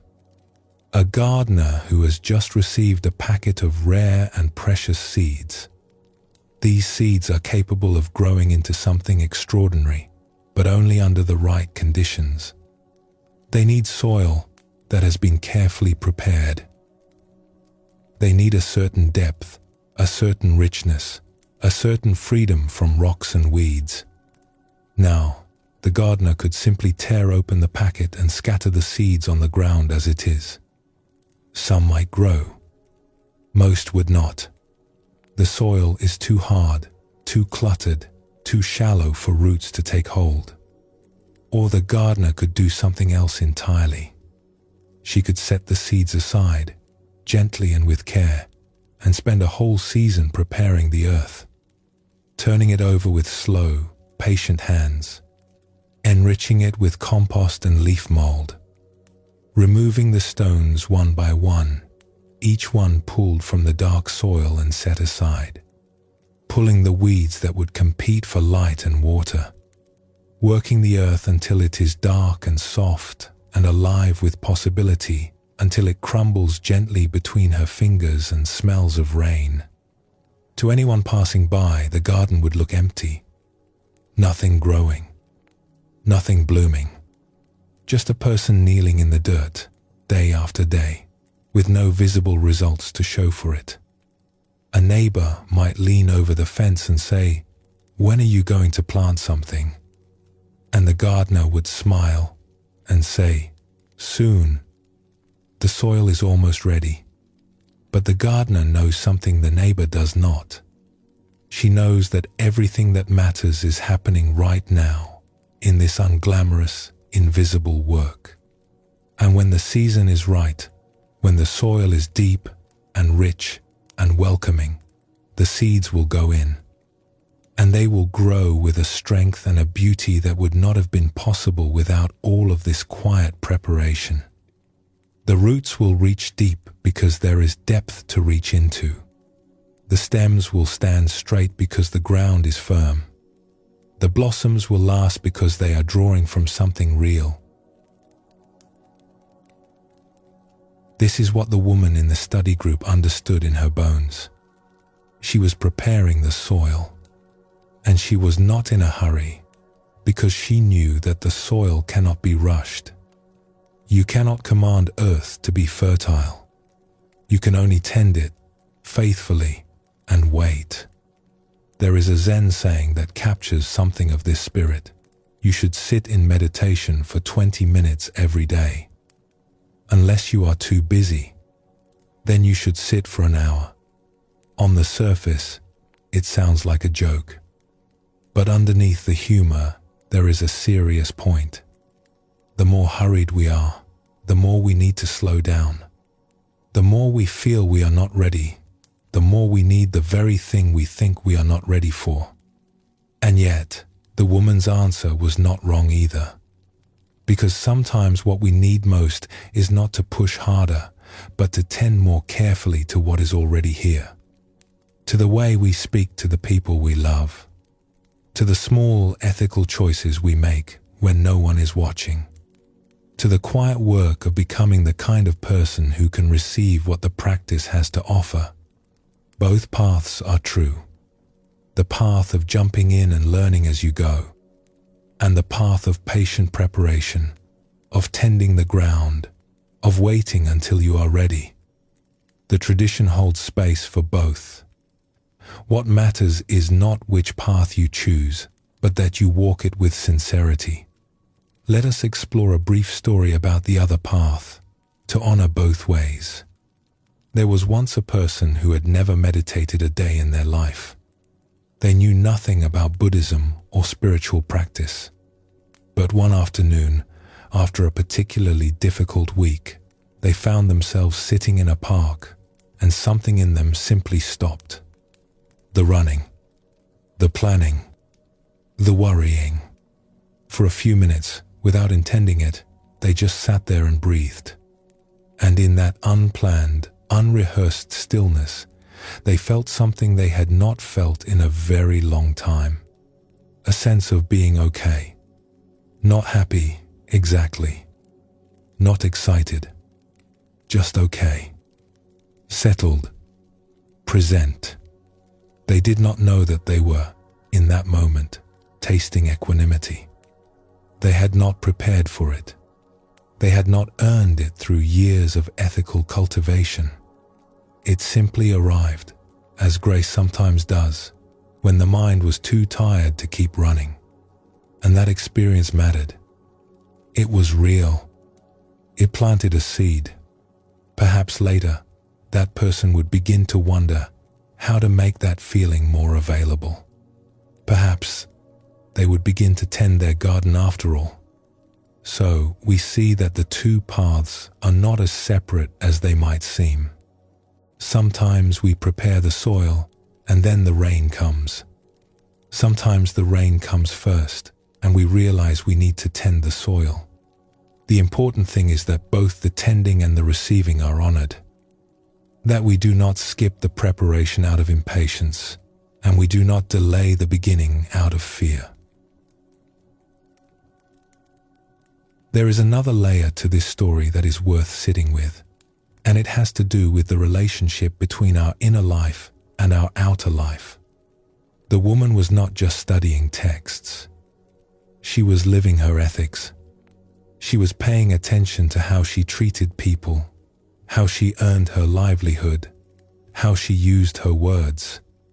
She was building, brick by brick, an inner structure of integrity and care. And she understood that this inner structure would be the container for everything that came later. The deeper practices, the subtler insights, the moments of real stillness, all of these would need somewhere to land. And if the container was cracked, or cluttered, or not yet finished, even the most beautiful experiences would simply leak away. Think about this in your own life for a moment. Not with judgment, just with gentle curiosity. Have you ever had a moment of real peace, perhaps during a walk in nature, or while watching a sunset, or in a quiet moment with someone you love, only to have it evaporate almost immediately because some worry or resentment or unresolved difficulty was waiting in the wings? The peace was real. You could feel it. For a few moments, everything was simple and whole. But then the mind reached for its familiar concerns, and the peace drained away like water through a cracked bowl. There is a traditional image from the Buddhist teachings about this. The Buddha compared the unprepared mind to a pot with a hole in the bottom. You can pour the most precious water into it, the most nourishing teachings, the most beautiful experiences, the deepest moments of stillness. But if the pot has a hole, nothing stays. It all drains away, and we are left wondering why, after so many efforts, we still feel empty. But a pot without a hole, a vessel that has been cared for and mended and made whole, that pot can receive the water and hold it. The water fills the space and stays. And over time, the vessel becomes so full that it begins to overflow, and the people around it are nourished too, without even knowing where the nourishment is coming from. This is what the cultivation of character does. It mends the pot. It builds the container. Generosity widens it. Integrity strengthens it. Patience deepens it. Truth seals the cracks. And when the vessel is strong and wide and deep enough, the peace that arrives does not leak away. It stays. It fills the space. It becomes a kind of inner well-being that is not dependent on everything going right, but is present even when things are difficult. This is equanimity, once again, showing itself not as something we force into existence, but as something that naturally fills a well-prepared space. The woman in the study group eventually did begin to meditate. The story does not tell us exactly when or what prompted her to feel ready.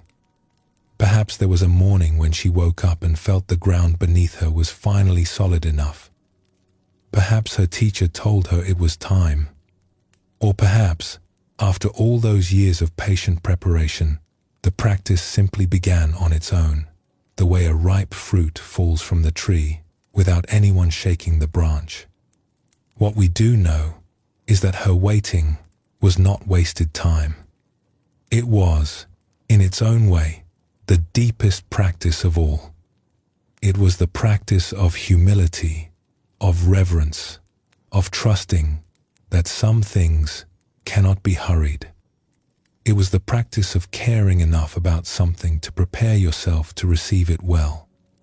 And perhaps, tonight, there is something comforting in this idea, that wherever you are in your own journey, whatever you feel ready for and whatever you do not, the preparation counts. The quiet, invisible work of becoming a kinder, more honest, more patient person, this is not a detour from the path. It is the path itself. Every small choice, every moment of care, every time you pause and choose the gentler response, you are preparing the soil. You are building the container. You are making yourself ready, whether you realize it or not, for something beautiful to take root.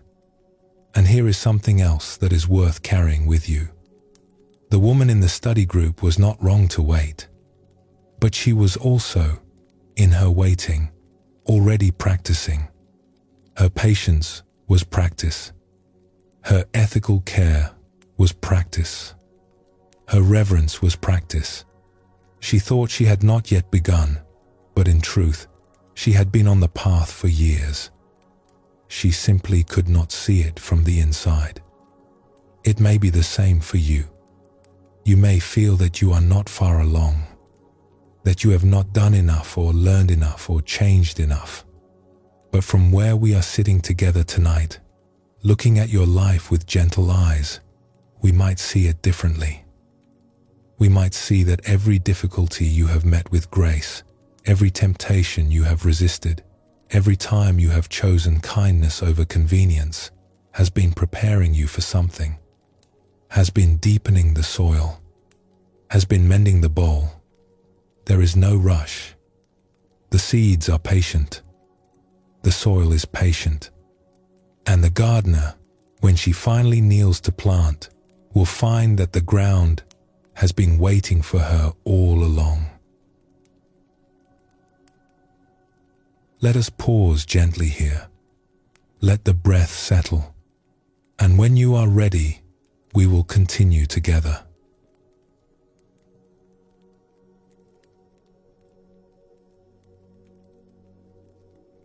Picture, if you will, two people standing at the edge of the same storm. The sky has turned dark. The air has that particular heaviness that comes just before rain. You can smell it, that clean, electric smell of weather about to change.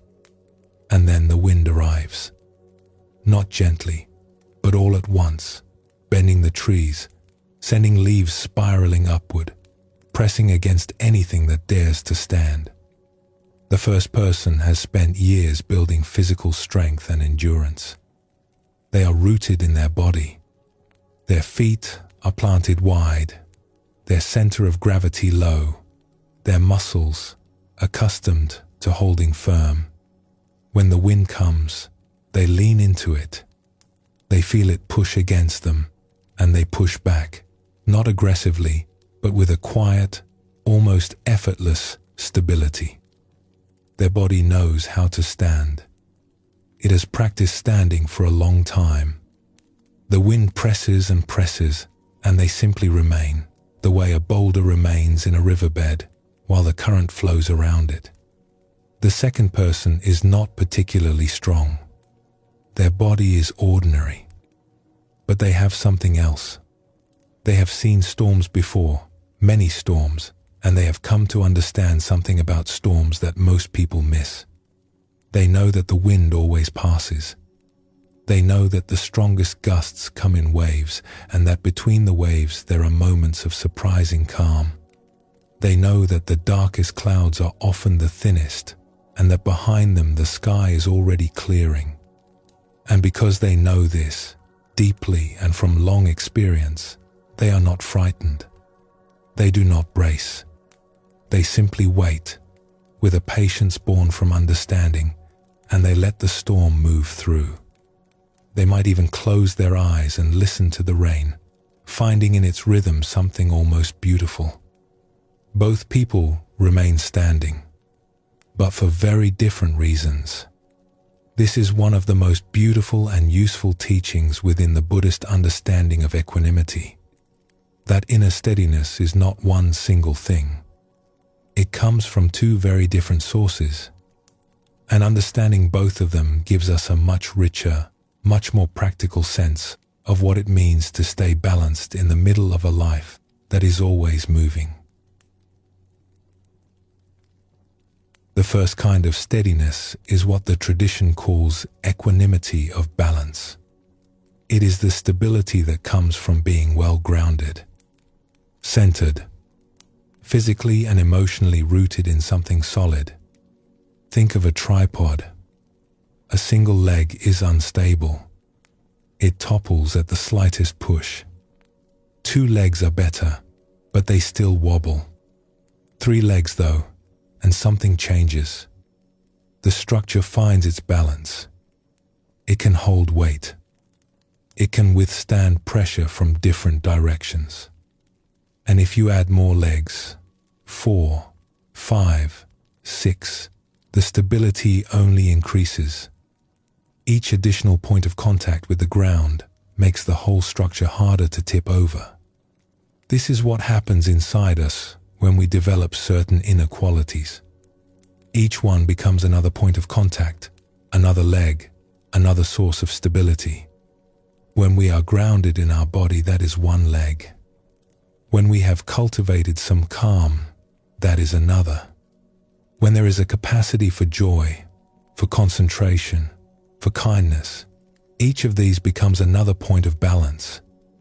And the more of these are present, the more naturally the mind settles into equanimity. Not because we are holding ourselves in place through effort, but because the structure itself is stable. Let us explore what this feels like in the simplest possible way. Right now, wherever you are being held by something. A bed, perhaps. A chair. A couch. The ground beneath a floor. And your body is resting against this support, making contact in dozens of places. The back of your legs. Your shoulders. Your spine. Your hands, wherever they have come to rest. Each of these points of contact is holding you, and together they create a feeling that is so ordinary you may not even notice it. The feeling of being supported, of not having to hold yourself up, of being able to relax because the ground is there and it is not going anywhere. This is the first kind of equanimity in miniature.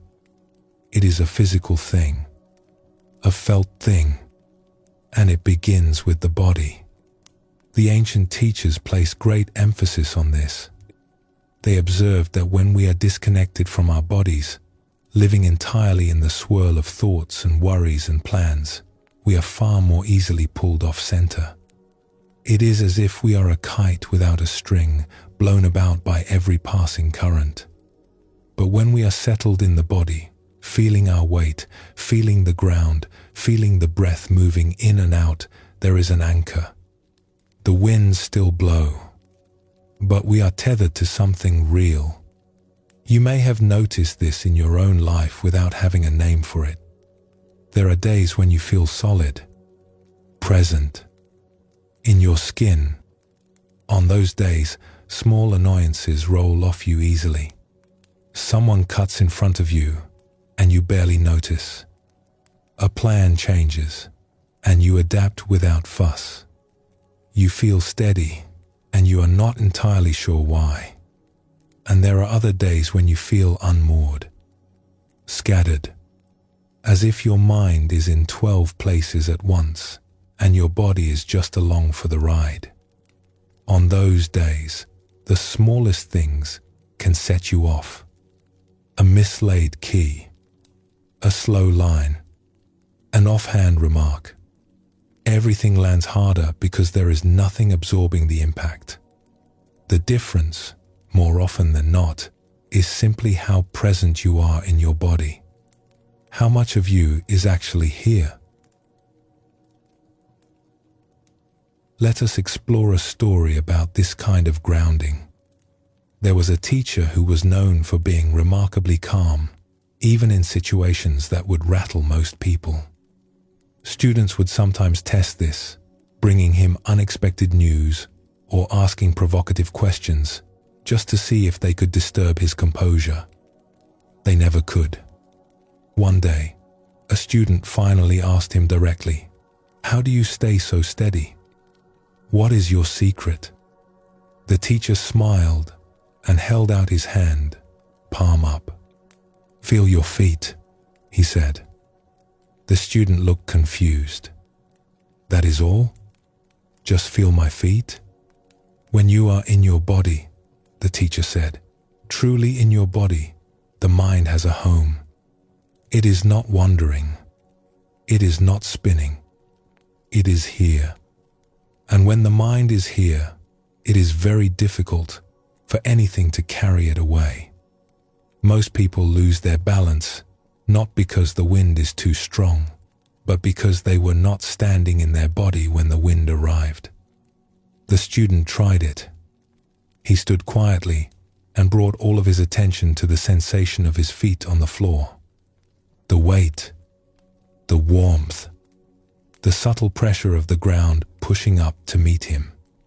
And for a moment, just a moment, everything else fell away. The worries, the plans, the restless thinking. What remained was a simple, clear, physical presence. And in that presence, there was a steadiness that he had not felt before. "This is not the whole practice," the teacher said gently, "but it is the beginning of it. Come back to the body, again and again.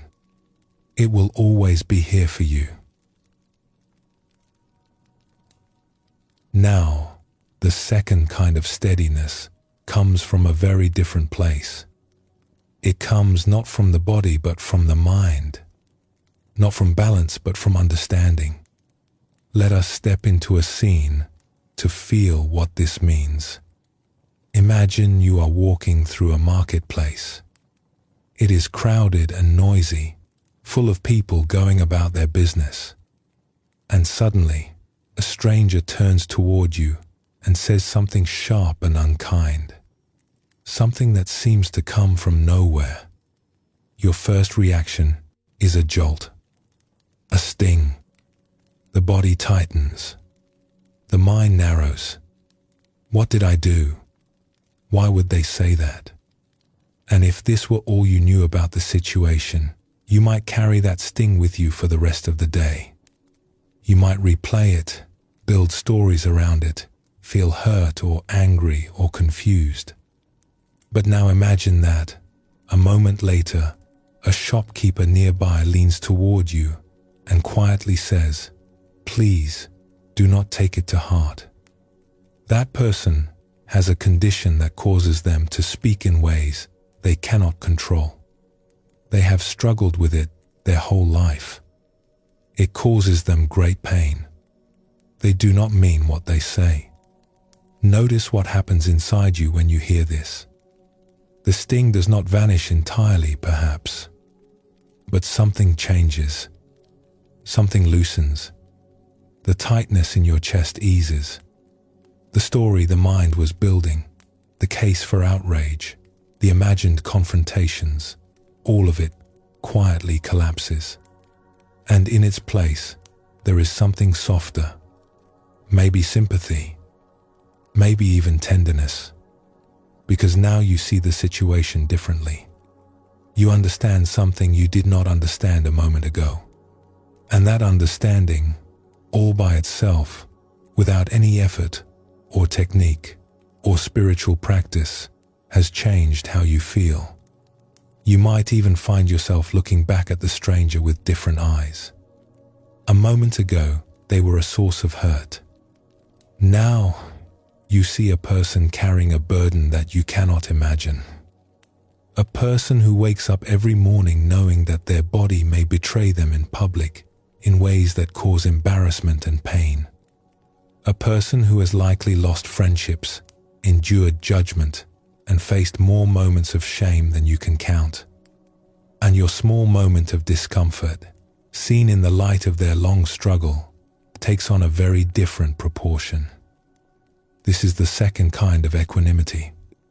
Equanimity that comes from seeing clearly, from understanding what is actually happening, rather than reacting to what we imagine is happening. And it is remarkable how quickly and completely it can transform a situation once the understanding arrives. This kind of equanimity is available in many situations once we learn to look for it. When someone at work is difficult or short-tempered, and we learn that they are going through a painful time in their personal life, something in us softens. We do not take their sharpness personally anymore. We see it for what it is, an overflow of suffering, not an attack on us. When a friend cancels plans at the last moment, and we discover they have been overwhelmed and exhausted and simply could not face one more thing, the irritation fades. In its place, concern, understanding, perhaps the quiet wish to help. When a child is behaving badly, and we pause long enough to notice that they are overtired, or hungry, or frightened about something they do not know how to express, the frustration gives way to tenderness. The behavior has not changed, but what we see behind it has, and that changes everything. Even in our relationship with ourselves, this kind of equanimity is possible. When we notice that we are anxious or restless or irritable, and instead of judging ourselves for it, we pause and wonder, what am I carrying right now? What is happening beneath the surface? that I have not yet noticed? That curiosity, that willingness to understand rather than condemn, is itself a form of equanimity. It is the mind choosing to look more deeply rather than react to the surface. There is a story told about a teacher who was asked how to deal with anger. The teacher said, "When anger arises, do not push it away, and do not act on it. Instead, sit down beside it, the way you would sit beside a frightened child, and ask it gently, 'What are you trying to protect?' This is understanding in action, not analyzing, not intellectualizing, just turning toward what is happening with a soft and curious attention and letting the understanding come on its own." The Buddha spoke often about the value of right understanding. He suggested that much of our suffering comes not from the events of our lives, but from the way we interpret those events.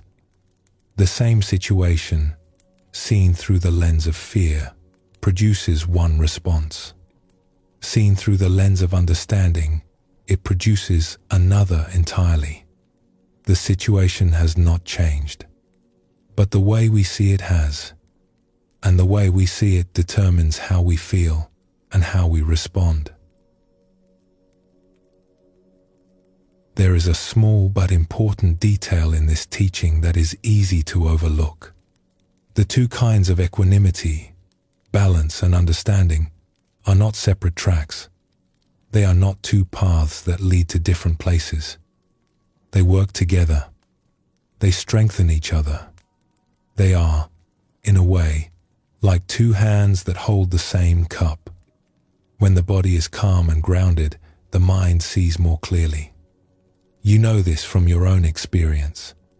When you are rested and at ease, when you have slept well and eaten well and taken care of yourself, you are far more patient, far more understanding, far more generous in how you interpret other people's behavior. The colleague who irritated you yesterday seems merely human today. The delay that would have frustrated you last week barely registers this week. Not because the world has changed, but because you are standing in your body, and from that grounded place, the mind has room to be kind. But when you are exhausted or anxious or in pain, everything feels like a provocation. Every small thing lands with the weight of something large. The mind loses its ability to see clearly because the body has lost its ground. It is as if someone has pulled the string off the kite, and now every gust carries you. And the reverse is also true. When the mind understands what is happening, the body relaxes. Think again of the moment in the marketplace when you learned the truth about the stranger. In that instant of understanding, the shoulders drop, the jaw unclenches, the breathing slows, the belly softens. The understanding did not just change your thoughts, it changed your body. It released a tension that the body had been holding on the mind's behalf. So these two kinds of steadiness feed each other in a beautiful, continuous circle. The calmer the body, the clearer the mind. The clearer the mind, the calmer the body. And as both deepen, equanimity grows, not as something we are maintaining through effort, but as something that is simply present, naturally, like warmth from a fire that has been tended well. Like light in a room where the curtains have been gently drawn open.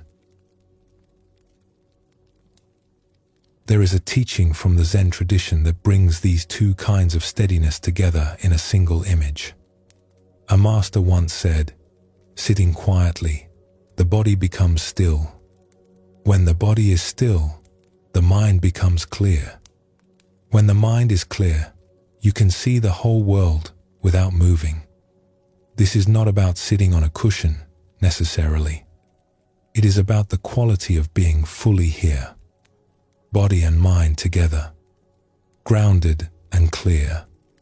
Rooted and aware. And from that place of wholeness, the world looks very different. The storms still come. The winds still blow. But you are standing in both kinds of steadiness at once. Your body knows how to stand, and your mind knows that the storm will pass. There is a verse from the Dhammapada that speaks to this quality of understanding with beautiful simplicity.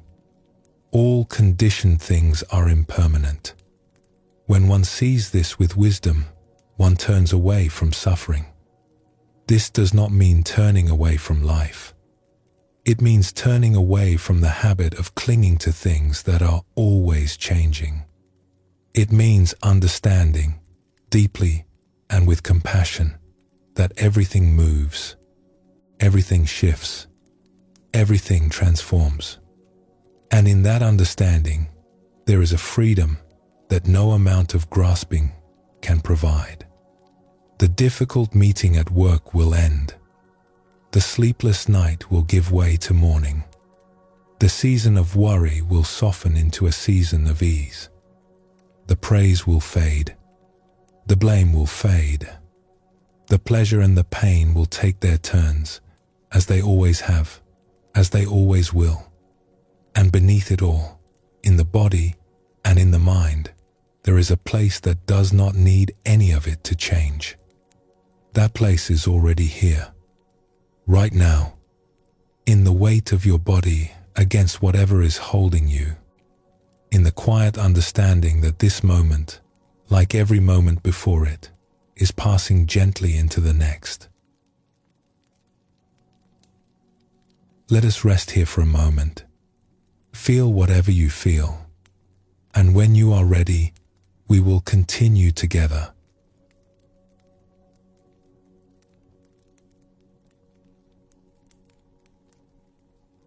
A teacher once sat before a group of students and, without explanation, took off his glasses. He held them up in the light, turning them slowly, as if seeing them for the first time. The room grew quiet. Everyone watched, not quite sure what was happening. Then he said, very simply, "These glasses are not mine." The students waited for more, but the teacher just set the glasses down gently on the table and looked at them with a soft smile. A few students exchanged glances. Someone shifted in their seat. It was a strange thing to say. Of course they were his glasses. He wore them every day. He had probably chosen them, paid for them, cleaned them 100 times. In every ordinary sense, they belonged to him. But the teacher was pointing to something deeper than ownership. He was pointing to the way we hold things, the way we wrap our identity around our possessions, our roles, our relationships, even our feelings, and say, "This is mine. This belongs to me. This is who I am." And how, when any of these things shift or change or move beyond our reach, we suffer, not because of the change itself, but because of the grip we had on it. Because we had confused having something with being something. These glasses are not mine. Such a small sentence. But it opens onto something vast. And the student who heard it said later that it was the deepest teaching they had ever received. Not because it was complicated, but because it was so simple that it went straight to the heart. Tonight, we are going to spend some time with the kinds of understanding that, when they settle into our hearts, naturally give rise to the steadiness we have been exploring. Not techniques, not strategies, just ways of seeing that, once they become part of how we look at the world, change everything about how we move through it. The teacher with the glasses was offering one of them. The understanding that we hold things more tightly than we need to, and that loosening our grip, even just a little, creates a spaciousness inside us that nothing else can provide. Let us sit with a few of these understandings together, not as ideas to be memorized, but as lenses to try on.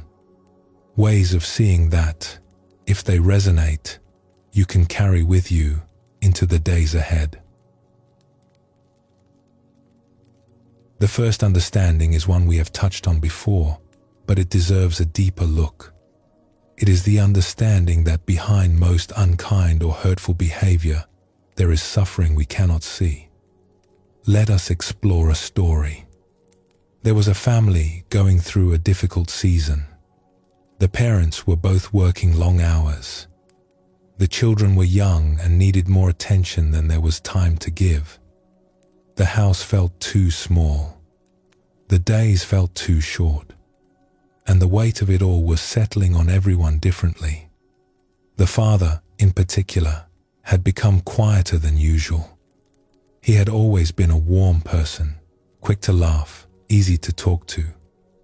But lately, he came home in the evenings and seemed to disappear behind a wall. He was there physically, sitting at the table, passing the dishes, answering questions about the day. But something essential was missing. The light in his eyes had dimmed, and when the children asked him to play, he would sometimes say, not unkindly, but with a heaviness that they could feel, "Not tonight. I am too tired." His partner noticed. Of course she did. And at first she felt hurt, then frustrated, then resentful. "I am tired too," she thought. "I am carrying just as much. Why do I still show up and he does not?" The story in her mind grew more elaborate with each passing week. He does not care enough. He is not trying. Something is wrong with us. And then one evening, after the children were in bed, she found him sitting alone in the kitchen. Not reading, not looking at his phone, just sitting, staring at the wall, with his hands wrapped around a cup of tea that had long gone cold. She sat down across from him, and instead of saying what she had been rehearsing in her mind for weeks, she said something else. Something simpler. "You seem so heavy lately. What is going on?" And he told her. Not everything, perhaps, but enough. He spoke about a fear he had been carrying, a worry about work, about money, about whether he was providing enough, being enough. He spoke about feeling like he was failing at the one thing that mattered most. He spoke about the tiredness that went deeper than sleep could reach. And as she listened, something changed in her. The frustration did not vanish, exactly, but it made room for something else. She could see, for the first time in weeks, the suffering behind his withdrawal. It was not that he did not care. It was that he cared so much and was so overwhelmed by the caring that he had retreated into the only safe place he could find. Not away from his family, into himself. She reached across the table and placed her hand over his. They sat like that for a while. Nothing was solved. The worries were still there. The money was still tight. The days were still too full. But something between them had shifted. A wall had come down, not through argument or confrontation, but through the simple act of one person being willing to look past the surface and see what was really there. Later, she would say that this was the moment things began to turn. Not because the circumstances changed, but because she stopped telling herself the story of a partner who did not care and began to see a partner who was quietly drowning. And that shift in seeing, that one small change in understanding, was enough to let the love back in. This is what understanding does. It does not excuse harmful behavior. It does not ask us to accept being neglected or mistreated, but it allows us to see the full picture, or at least a fuller picture, and when we see more of the picture, the need to react from our own hurt begins to soften. We are still allowed to feel what we feel. We are still allowed to ask for what we need. But we can do it from a place of understanding rather than a place of blame. And that changes everything about how the conversation goes. The Buddhist tradition has a phrase for this way of seeing. It speaks of looking with the eyes of compassion, not the eyes of judgment, not the eyes of self-protection, but the eyes that say, I can see that you are struggling, and I can hold that understanding without losing myself. This is equanimity woven together with love. It is what happens when the steady mind and the warm heart work as one. The second understanding is about impermanence. And while that word might sound heavy, the teaching itself is one of the most comforting things the Buddhist tradition has to offer. Let us explore another story. A very gentle one. There was a young family, and they were going through a season when everything felt hard. The baby was not sleeping. The older child was going through a difficult phase. The house was noisy, the nights were long, and both parents felt stretched beyond what they thought they could bear. One particularly overwhelming afternoon, the mother looked at her partner across the kitchen, both of them exhausted, both of them frayed. And instead of saying any of the 100 things she might have said in frustration, she simply sighed and said, "We are having one of those days." That was all. We are having one of those days. But something in those words held a gentle wisdom. Not a dismissal of the difficulty. Not a pretending that everything was fine. Just a quiet acknowledgement that this was a day. One day. Not a life sentence. Not a permanent condition. Just weather, passing through. And the partner, hearing it, felt something ease inside. Because the worst part of any difficult moment is often not the difficulty itself. It is the fear that it will last forever. It is the story that says, this is how things are now. This is how they will always be. And that story, more than the actual hardship, is what makes us feel trapped. But the truth, the simple, honest, beautiful truth, is that everything changes. The difficult day gives way to an easier one. The sleepless season ends. The child grows. The weight lifts. Not all at once, perhaps. Not on our schedule. But it changes. It always changes. Think of your own life for a moment. Think of a time, a year ago, or 5 years ago, when something felt unbearable. When you could not imagine how you would get through it. And yet, here you are. You did get through it. Not because you were superhuman, but because the situation changed. You changed. Something shifted that you could not have predicted or controlled, and the unbearable thing became bearable, and then it became a memory, and then it became part of the landscape of your life, present, but no longer overwhelming. This is what impermanence means when it is felt rather than thought about. Not an idea, an experience. The experience of having survived every difficult thing that has ever happened to you. The experience of having watched countless moments of pain soften and pass. The experience of knowing, in your body and in your bones, that nothing stays the same. The Buddha observed this with great clarity and repeated it often. All things that arise will also pass away. Not as a warning, but as a comfort.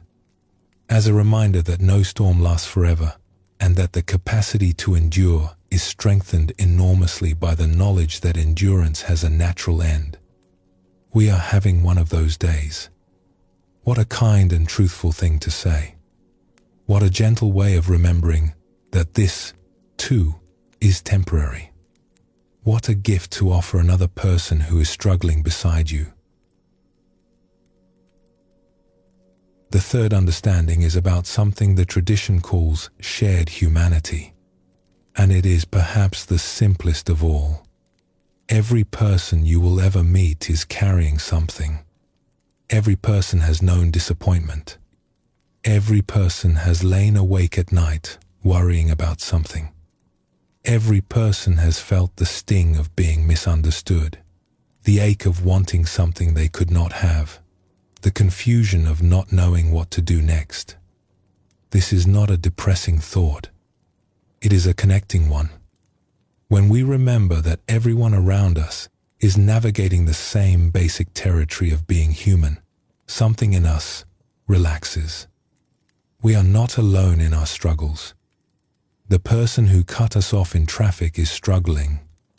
The person who spoke harshly is struggling. The person who seems to have everything together is, behind closed doors, struggling with something we know nothing about. The Buddha said, "Just as I wish to be happy and free from suffering, so do all beings wish to be happy and free from suffering." This is not a complex teaching. A child could understand it. But living it, truly living it, changes the way we meet every person we encounter. Imagine standing in a long line somewhere, feeling impatient, feeling like your time is being wasted. And then imagine remembering, for just a moment, that every other person in that line is also waiting, also tired, also wishing they were somewhere else, also carrying their own private worries and hopes and fears.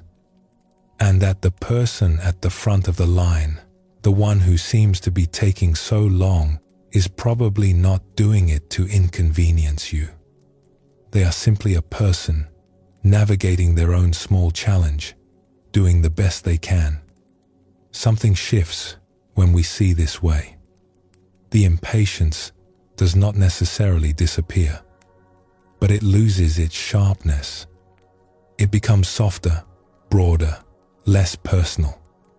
It becomes something we are sharing with everyone around us rather than suffering alone.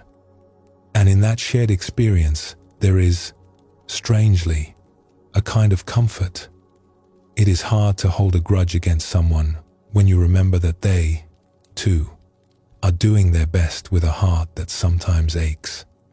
It is hard to take someone's sharpness personally when you remember that sharpness almost always comes from pain, not from strength. And it is hard to feel isolated in your own difficulties when you remember that somewhere, right now, countless other people are lying awake with the same kinds of worries, the same kinds of fears, the same quiet longing for peace.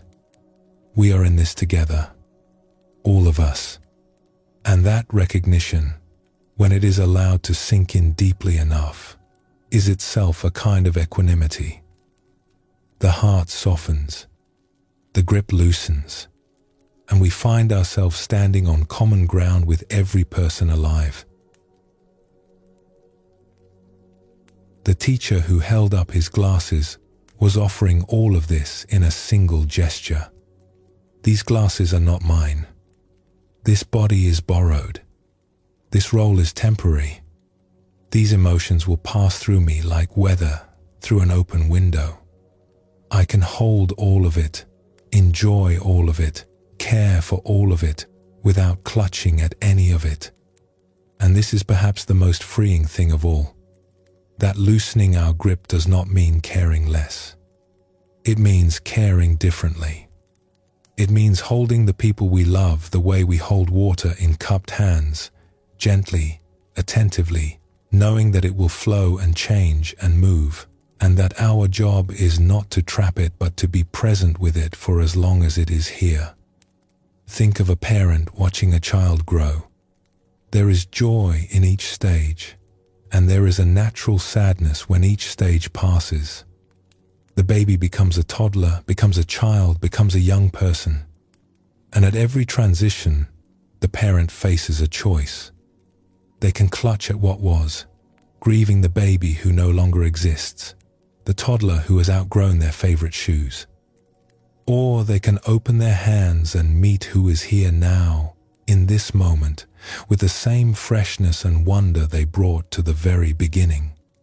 Both responses are human. Both are understandable. But one leads to suffering, and the other leads to a deep, bittersweet joy that is very close to equanimity. The joy of being fully present with what is, without demanding that it stay. There is a Zen poem that says, "The wild geese do not intend to cast their reflection. The water has no mind to receive their image. Things come, things go. Reflections appear and dissolve. And neither the geese nor the water are troubled by any of it.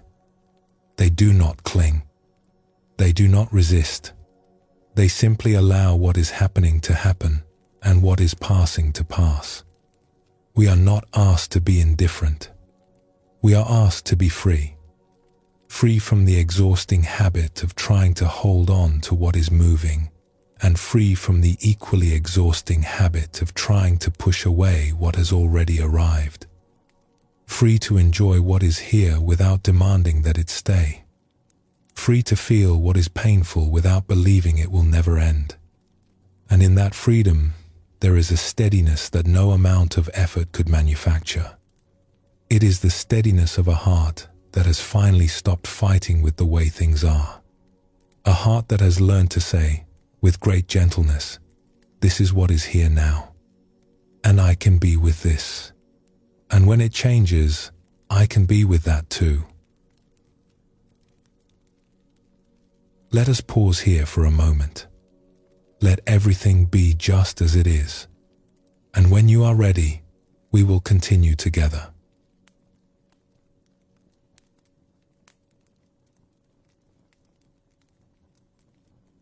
Somewhere inside you, beneath the noise and the busyness and the endless stream of things to do and think about, there is something quiet, something warm. You have felt it at times, though you may not have had a name for it.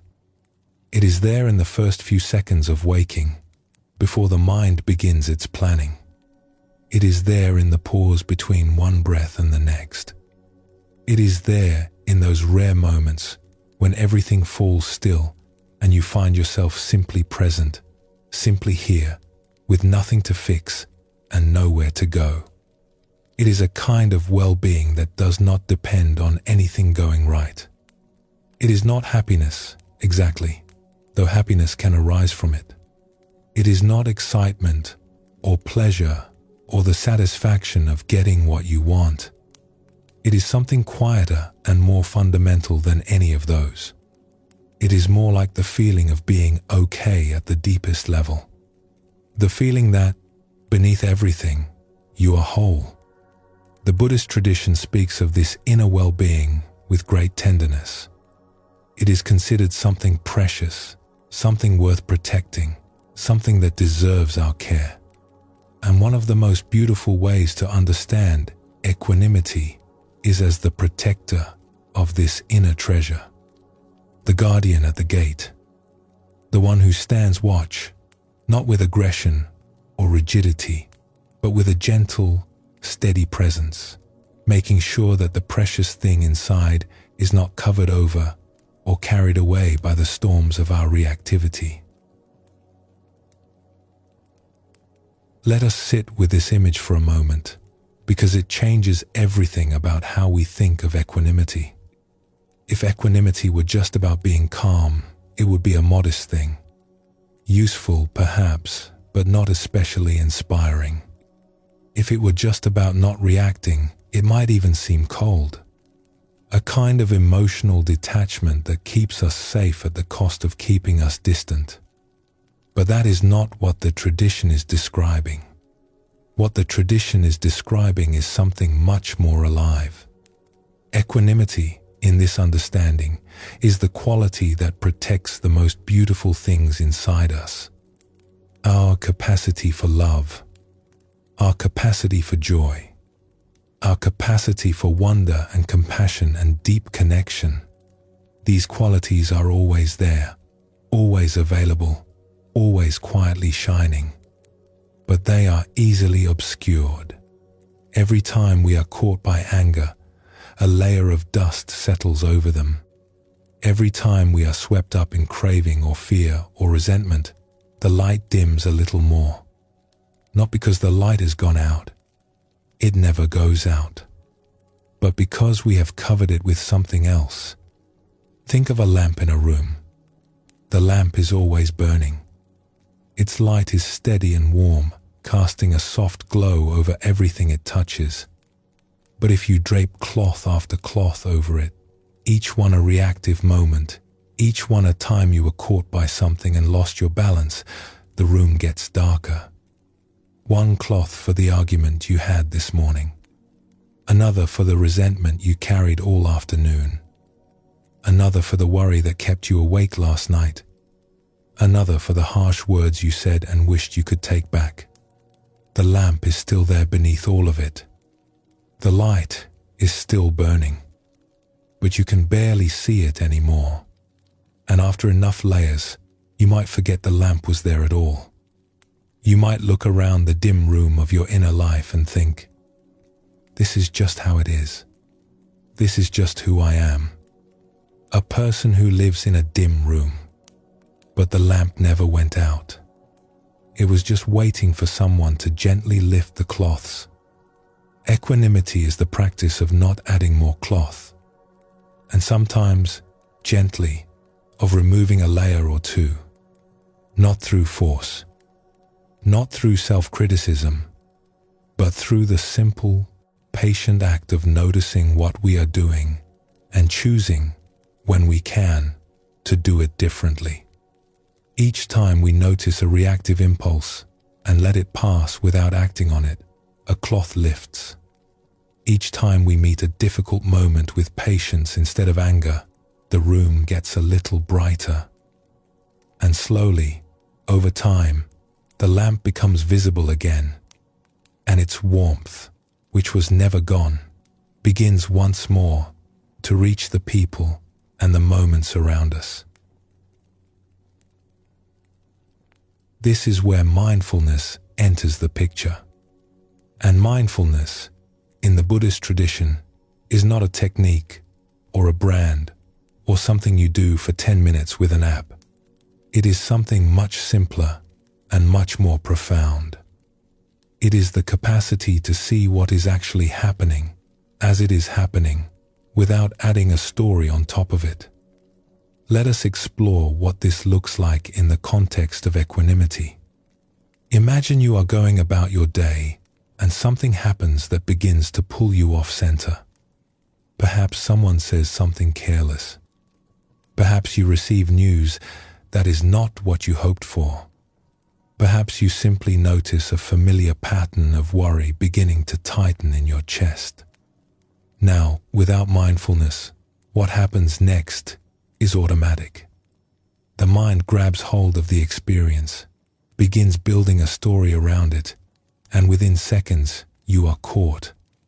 You are angry, or anxious, or defensive, and you barely notice the transition.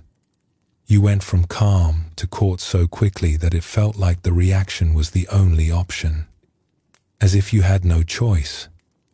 But with mindfulness, there is a gap, a small, precious gap between the experience and the reaction. The careless words arrive, and you feel the sting. But before the story builds, before the mind begins its familiar pattern of blaming or defending, there is a moment of seeing. A moment where you can observe what is happening inside you, clearly and without judgment. Ah, there is a sting. Something in me is tightening. The mind wants to react. That moment of seeing is everything. Because in that moment, you have a choice. You can follow the old pattern as you have 1,000 times before. Or you can pause. You can breathe. You can let the sting be there without building a house around it. And something remarkable happens in that pause. The sting, which felt so large and so urgent a moment ago, begins to lose its grip. Without the story to feed it, without the mind's interpretation fanning it into a fire, it is just a sensation. A tightness that arrived and, when left alone, begins to soften. A heat that, when met with patience instead of fuel, begins to cool. And the lamp inside, the quiet well-being that was about to be covered over, remains visible, remains warm, remains available. You might even notice, in those moments of clear seeing, a kind of wonder. How extraordinary that I just saw that happen. A moment ago, I was about to be carried away, and instead, I simply watched. There is a quiet joy in this. Not the joy of victory or achievement, but the joy of freedom. The joy of discovering that you are not your reactions. That there is a part of you that is larger and older and much more still, that can watch the whole process without being swept into it. This is what the guardian does. Not by fighting off the intruders, but by simply seeing them clearly enough that they lose their power. Not by building higher walls, but by turning on a light. There is a story from the tradition that illustrates this beautifully. A student came to a teacher and said, "I keep losing my equanimity. I sit in meditation and I feel peaceful. But the moment I step into the world, something happens and I am caught again. I get angry. I get anxious. I get lost in wanting things to be different. I feel like I am failing." The teacher listened with great care. Then she said, "You are not failing. You are learning." The student looked up, surprised. "Every time you notice that you have lost your equanimity," the teacher continued, "you have just practiced mindfulness. You have just seen something clearly. And that seeing is not a failure. It is the practice itself. The question is not whether you lose your balance. You will lose your balance. Everyone does. The question is what you do in the moment you notice. What should I do?" the student asked. "Be curious," the teacher said. "Instead of scolding yourself, become interested. Ask yourself, gently, what happened there? What was the trigger? What story did the mind begin to tell? Where did I feel it in my body? Not to fix it, not to prevent it from ever happening again, but to understand it. Because the more deeply you understand how you lose your balance, the less power those patterns have over you. You begin to see them coming from a long way off, like watching clouds approach from the horizon. You know the clouds are coming. You can see their shape and color. And because you see them, you are not caught by surprise when they arrive. You simply note, here come the clouds of irritation. Here come the clouds of worry. I know these clouds. They have come before, and they have always passed." The student sat with this for a long time, turning it over in his mind. Then he said, "So the goal is not to never lose my balance. The goal is to understand why I do." The teacher smiled. "Now you are beginning to see. And I will tell you something else. The understanding itself becomes a kind of balance. The more you know your own mind, the more familiar you become with its weather, the less any of it can surprise you. And what cannot surprise you cannot easily carry you away. This is one of the most compassionate and liberating aspects of the Buddhist understanding of equanimity. It does not ask us to be perfect. It does not expect us to reach some elevated state and then stay there forever, never wobbling, never struggling, never being human. It simply asks us to pay attention, to be honest with ourselves about what pulls us off center, and to meet that honesty with curiosity rather than shame. There is such a difference between these two responses. When we lose our balance and immediately think, I should be better than this. What is wrong with me? I have been practicing for so long and I still get angry. The mind contracts. It adds another layer of suffering on top of the original upset. The anger, plus shame about the anger. The anxiety, plus frustration about the anxiety. It is suffering about suffering, and it only makes things worse. But when we lose our balance and think, with genuine warmth, there it is again. How interesting. What happened this time? Something entirely different occurs. The mind opens. There is space. There is room to see clearly. And in that spacious seeing, the pattern begins to lose its grip. Not all at once, not dramatically, but gradually, over time, the way a path becomes visible when you walk it often enough. The tradition sometimes calls this wise attention, not forcing the mind to be different, but attending to it with such patience and such kindness that it naturally, gradually finds its way home. And now we arrive at something that brings our whole journey tonight to a deeper place. The tradition tells us that equanimity, the kind of equanimity that is considered a true perfection, cannot exist in isolation. It must be connected to two things, two concerns that give it its full meaning and its full power. The first is compassion for others. The second is a sincere wish for our own freedom and peace. Both directions, outward and inward, the welfare of others and the welfare of ourselves. When equanimity is connected to both of these, it becomes something much greater than personal calm. It becomes a force in the world. Let us feel what this means. Equanimity without compassion is cold. It is the person who watches the world's pain from a comfortable distance and says, "That is not my concern. That is not what the tradition is pointing toward." That is withdrawal, not wisdom. And equanimity without concern for our own well-being is also incomplete. It is the person who gives and gives until there is nothing left, who absorbs everyone else's suffering without tending to their own, who confuses selflessness with self-neglect. That, too, is not what the tradition is pointing toward. That is exhaustion wearing the mask of virtue. True equanimity holds both.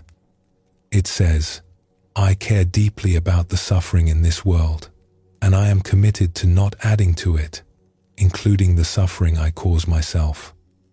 It says, I will respond to what is in front of me with as much wisdom and compassion as I can, and I will also protect the well-being inside me that makes that response possible. Think of a person who works in a field that involves great human need. A healer, perhaps. A caregiver. A person who gives of themselves every day to ease the pain of others.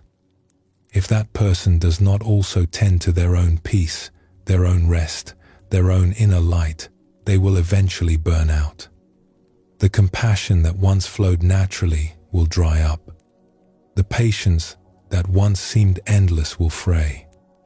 And the people they serve will lose not just a helper, but the quality of presence that made that help truly healing. But if that person also cares for themselves, if they protect their equanimity, tend their inner lamp, make sure there is quiet and rest and spaciousness in their own life, then the giving does not deplete them. It nourishes them, because the giving and the receiving of peace are not separate acts. They are one continuous flow. This is the guardian at the gate, standing with arms open, not closed, not defensive, but open and attentive and steady, letting love flow outward, letting peace settle inward, and maintaining the balance between the two so that neither one is sacrificed for the other. There is a verse sometimes attributed to the Buddha that says, "You yourself, as much as anybody in the entire universe, deserve your love and affection." This is a radical teaching, because so many of us have learned, somewhere along the way, that caring for ourselves is selfish, that our own peace does not matter as much as the peace of others, that a truly good person puts themselves last. But the tradition sees it differently. The tradition says that the peace inside you is not separate from the peace you bring to others. They are the same peace. The well-being you protect in yourself is the same well-being that allows you to be generous, patient, kind, and present for the people in your life. If you let the lamp inside you go dark, you have nothing left to offer. If you keep the lamp burning, its light reaches everyone around you, often without your even trying. So equanimity is not selfish, and it is not selfless. It is something that holds both self and other with equal tenderness. It is the understanding that in taking care of this inner light, you are also taking care of the world. One steady, quiet, luminous heart at a time. Let us rest here. Let the breath find its own rhythm. And when you are ready, we will continue together one last time.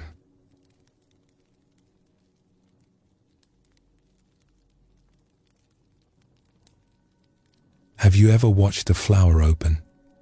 Not in a time-lapse film where the whole thing happens in a few seconds, but in real life, in a garden, or on a windowsill, over the slow course of a morning. It is one of the most quietly miraculous things in the world, and most of us have never truly seen it happen, because it happens so slowly that it does not register as movement. But if you sat beside a flower that was about to bloom, say a lotus rising from still water, or a simple bud on a branch outside your window, and if you had the patience to simply watch, you would notice something remarkable. The petals do not force themselves open. There is no effort, no straining, no dramatic moment where the flower decides, "Now I will bloom." Instead, there is a slow, steady responding to conditions. The warmth of the morning sun reaching the petals, the moisture drawn up through the stem, the quiet chemistry of life doing what life does, without fanfare, without announcement, and at some point, without any single moment you could point to as the beginning, the flower is open. Fully, softly, completely open. It did not try to be open. It simply became open because everything it needed was already in place. The petals are soft. The colors are vivid. And if you lean close, there may be a scent, faint and sweet, that seems to have arrived from nowhere. The whole thing is effortless and astonishing at the same time. This is one of the most beautiful images the Buddhist tradition offers for the deepest kind of equanimity. Not as something we achieve through force of will, not as something we can demand of ourselves, but as something that flowers naturally and in its own time when the conditions are right. We have spent this evening together exploring many of those conditions. The generosity that opens the heart, the integrity that steadies the ground, the patience that allows things to unfold, the understanding that clears the mind, the loving kindness that warms everything it touches. All of these qualities, tended faithfully over time, create the soil in which something extraordinary can grow. And what grows when the soil is deep enough and rich enough, is a peace so complete that the mind simply has nothing left to struggle against. There is nothing it needs to push away. There is nothing it needs to reach for. There is nothing it needs to fix or change or control. For once, perhaps for the first time, the mind is simply at rest. Not because the world has become perfect, but because the mind has become whole. The old teachers had a beautiful way of describing this. They said that when the mind is completely balanced, when equanimity is so deep and so thorough that not the faintest ripple of grasping or aversion remains, something unexpected happens. The mind lets go of itself. Now, this is a phrase worth sitting with gently, because it is easy to misunderstand. It does not mean that the mind disappears. It does not mean that we stop thinking or feeling or being ourselves. It is something much more subtle and much more tender than that. Think of it this way. For most of our lives, the mind is busy. Busy wanting things. Busy avoiding things. Busy telling stories about who we are and what we need and what might go wrong. Busy defending, comparing, planning, worrying. It is as if the mind is a hand that is always holding something, always grasping, always gripping, always carrying a load. And then, after a long time of cultivating the qualities we have explored tonight, after developing generosity and patience and wisdom and love, after learning to stand steady in the midst of the 8 winds, after tending the lamp and preparing the soil, there comes a moment when the hand has nothing left to hold. Not because everything has been taken away, but because everything has been gently set down. The grudges, the worries, the demands, the defenses. One by one, over time, they have been released. And the hand, empty at last, does something it may never have done before. It opens, not because someone told it to, not because of a technique or a method or a moment of great willpower, but because that is what hands do when they are no longer holding anything. They open, naturally, effortlessly, the way a flower opens when the conditions are right, the way a fist unclenches in sleep, the way the whole body softens when, after carrying something heavy for a long distance, you finally set it down. And when the mind opens in this way, when it lets go of everything it has been carrying, including the very effort of trying to let go, what remains is not emptiness. It is not a blank void.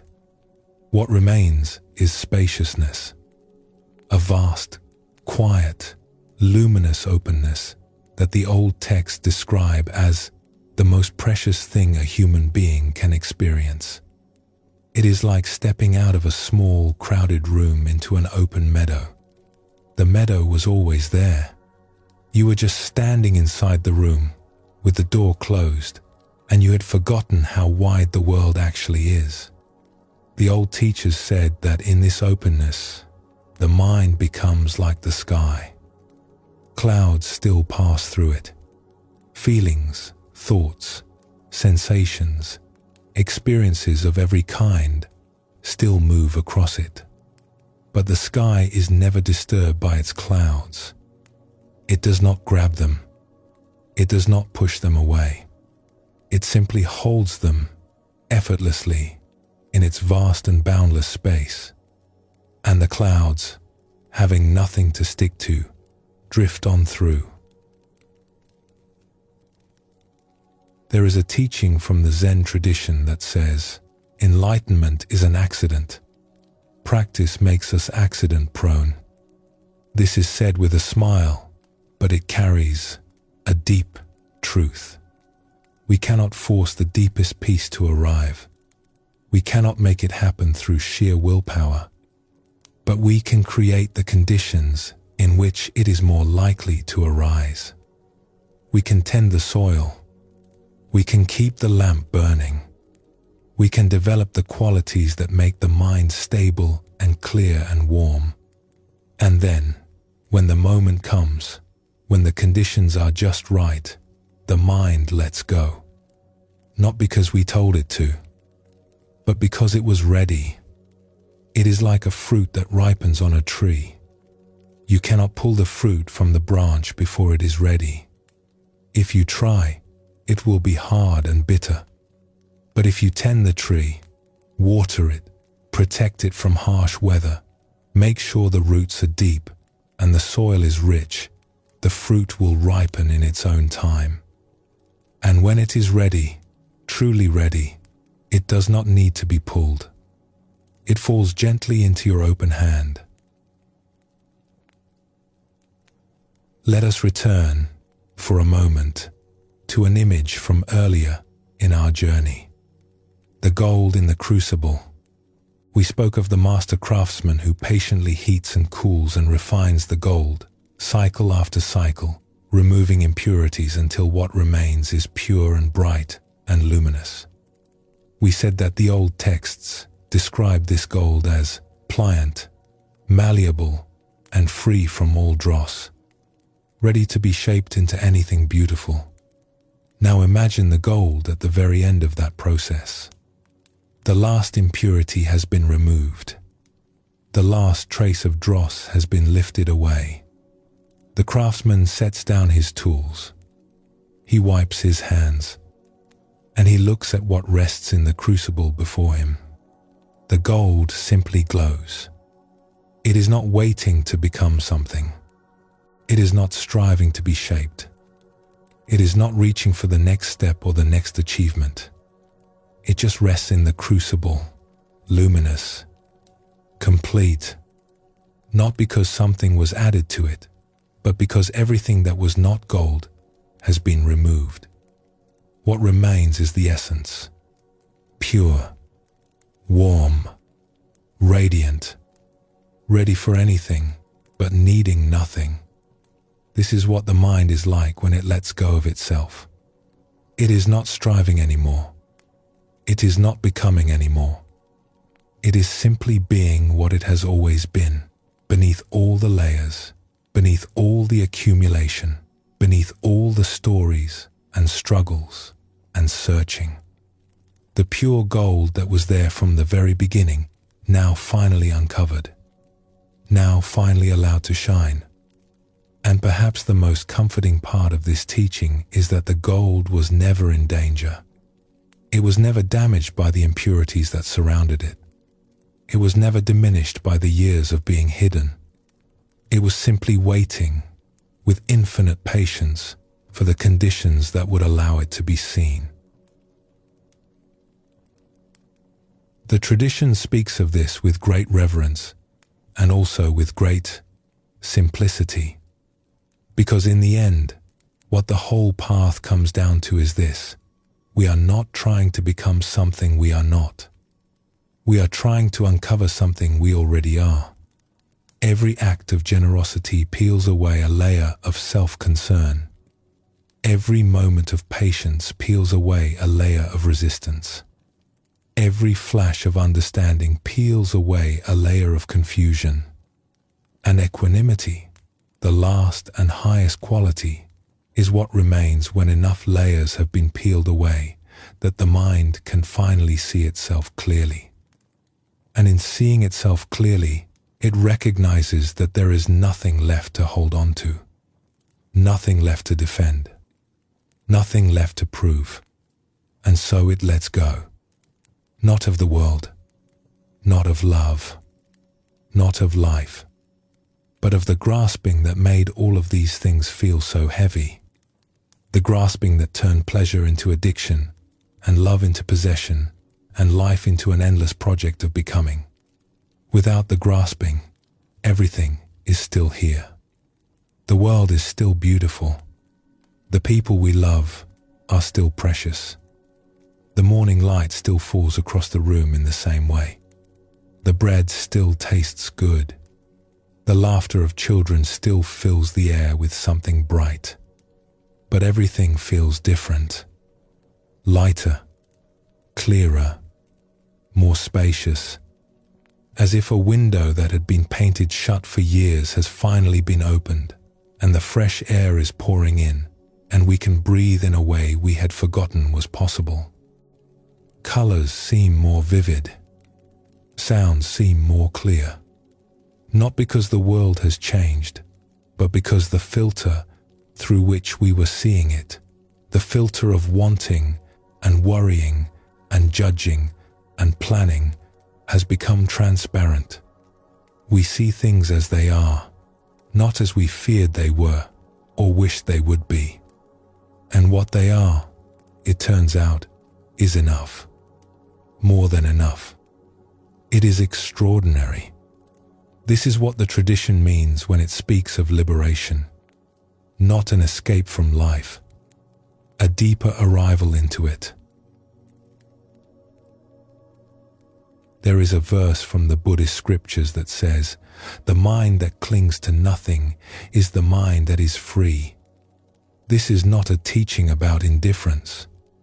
It is a teaching about trust. Trusting that we do not need to grip so tightly. Trusting that the world will not fall apart if we loosen our hold. Trusting that the deepest, most precious things, love, connection, meaning, beauty, are not things we can possess anyway. They are things we participate in, things we open to, things that flow through us when we stop trying to trap them. And equanimity is the quality that makes this trust possible. Because when the mind is steady, when it has been refined and balanced and made whole through all the patient work we have explored tonight, it discovers something astonishing. That it does not need to hold anything in order to be full. That fullness, real fullness, comes not from accumulation, but from openness. Not from gathering more, but from grasping less. So tonight, as this journey draws toward its close, you do not need to try to let go of anything. You do not need to force your mind into stillness or peace. You can simply rest, simply be here, simply allow whatever is present to be present without needing it to be different. The very act of resting without agenda, without striving, without trying to arrive anywhere, is itself a small taste of what the old teachers were pointing toward. A moment of trust, a moment of openness, a moment where the hand is not grasping and the mind is not reaching and the heart is simply here, warm and whole and quiet. If sleep is approaching, welcome it. Let it come the way the night comes, gently, gradually, without effort. You have traveled a long way tonight, through stories and teachings and reflections, and you have earned this rest. Let the mind settle like snow falling through still water, each flake drifting slowly, softly, coming to rest on the quiet bottom. Let the body be held by whatever is holding it. Let everything be exactly as it is. You do not need to remember everything you heard tonight. You do not need to hold on to any of it. Whatever was meant to reach you has already reached you. It has landed somewhere inside, in soil that you have been preparing for longer than you know. And it will grow, in its own time, in its own way, without any effort from you at all. There is a final Zen teaching that seems fitting for this moment. A student once asked a master, "What is the essence of all the teachings?" The master said, "When tired, sleep. When hungry, eat." The student was puzzled. But everyone does that. What makes it a teaching? The master replied, "When most people sleep, they do not just sleep. They worry. They plan. They carry the whole world into their rest. And when they eat, they do not just eat. They rush. They judge. They are already thinking about the next thing. The teaching is simply this: when you sleep, just sleep. When you are here, just be here. That is all. That is everything. So tonight, just be here. Just rest. That is all. That is everything.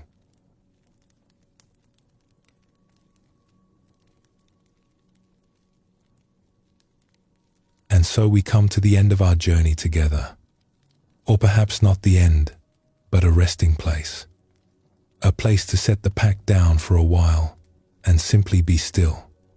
Tonight, we have walked through ancient teachings about a quality the old masters placed at the very summit of human development. Equanimity, the unshakable mind. And we have seen that it is not what many people imagine. It is not cold. It is not distant. It is not the absence of feeling. It is the fullest, warmest, most luminous state the mind can know. A mind refined like gold. A heart steady like a deep lake. A presence grounded like a mountain that lets the wind pass through without moving. You do not need to hold on to any of what you heard tonight. The teachings that were meant for you have already found their way in, the way water finds its way through the smallest cracks in stone. They will do their work quietly, in their own time. All that is asked of you now is rest. The same rest that the earth takes when night falls. The same rest that the lake takes when the wind has passed. The same rest that the flower takes after it is opened, with nothing left to do but simply be what it is. May you carry a little more steadiness into your days. May you hold the world a little more gently. And may the quiet light inside you continue to grow, one small and patient moment at a time. Sleep well, and thank you for joining us here at Sleepy Monk.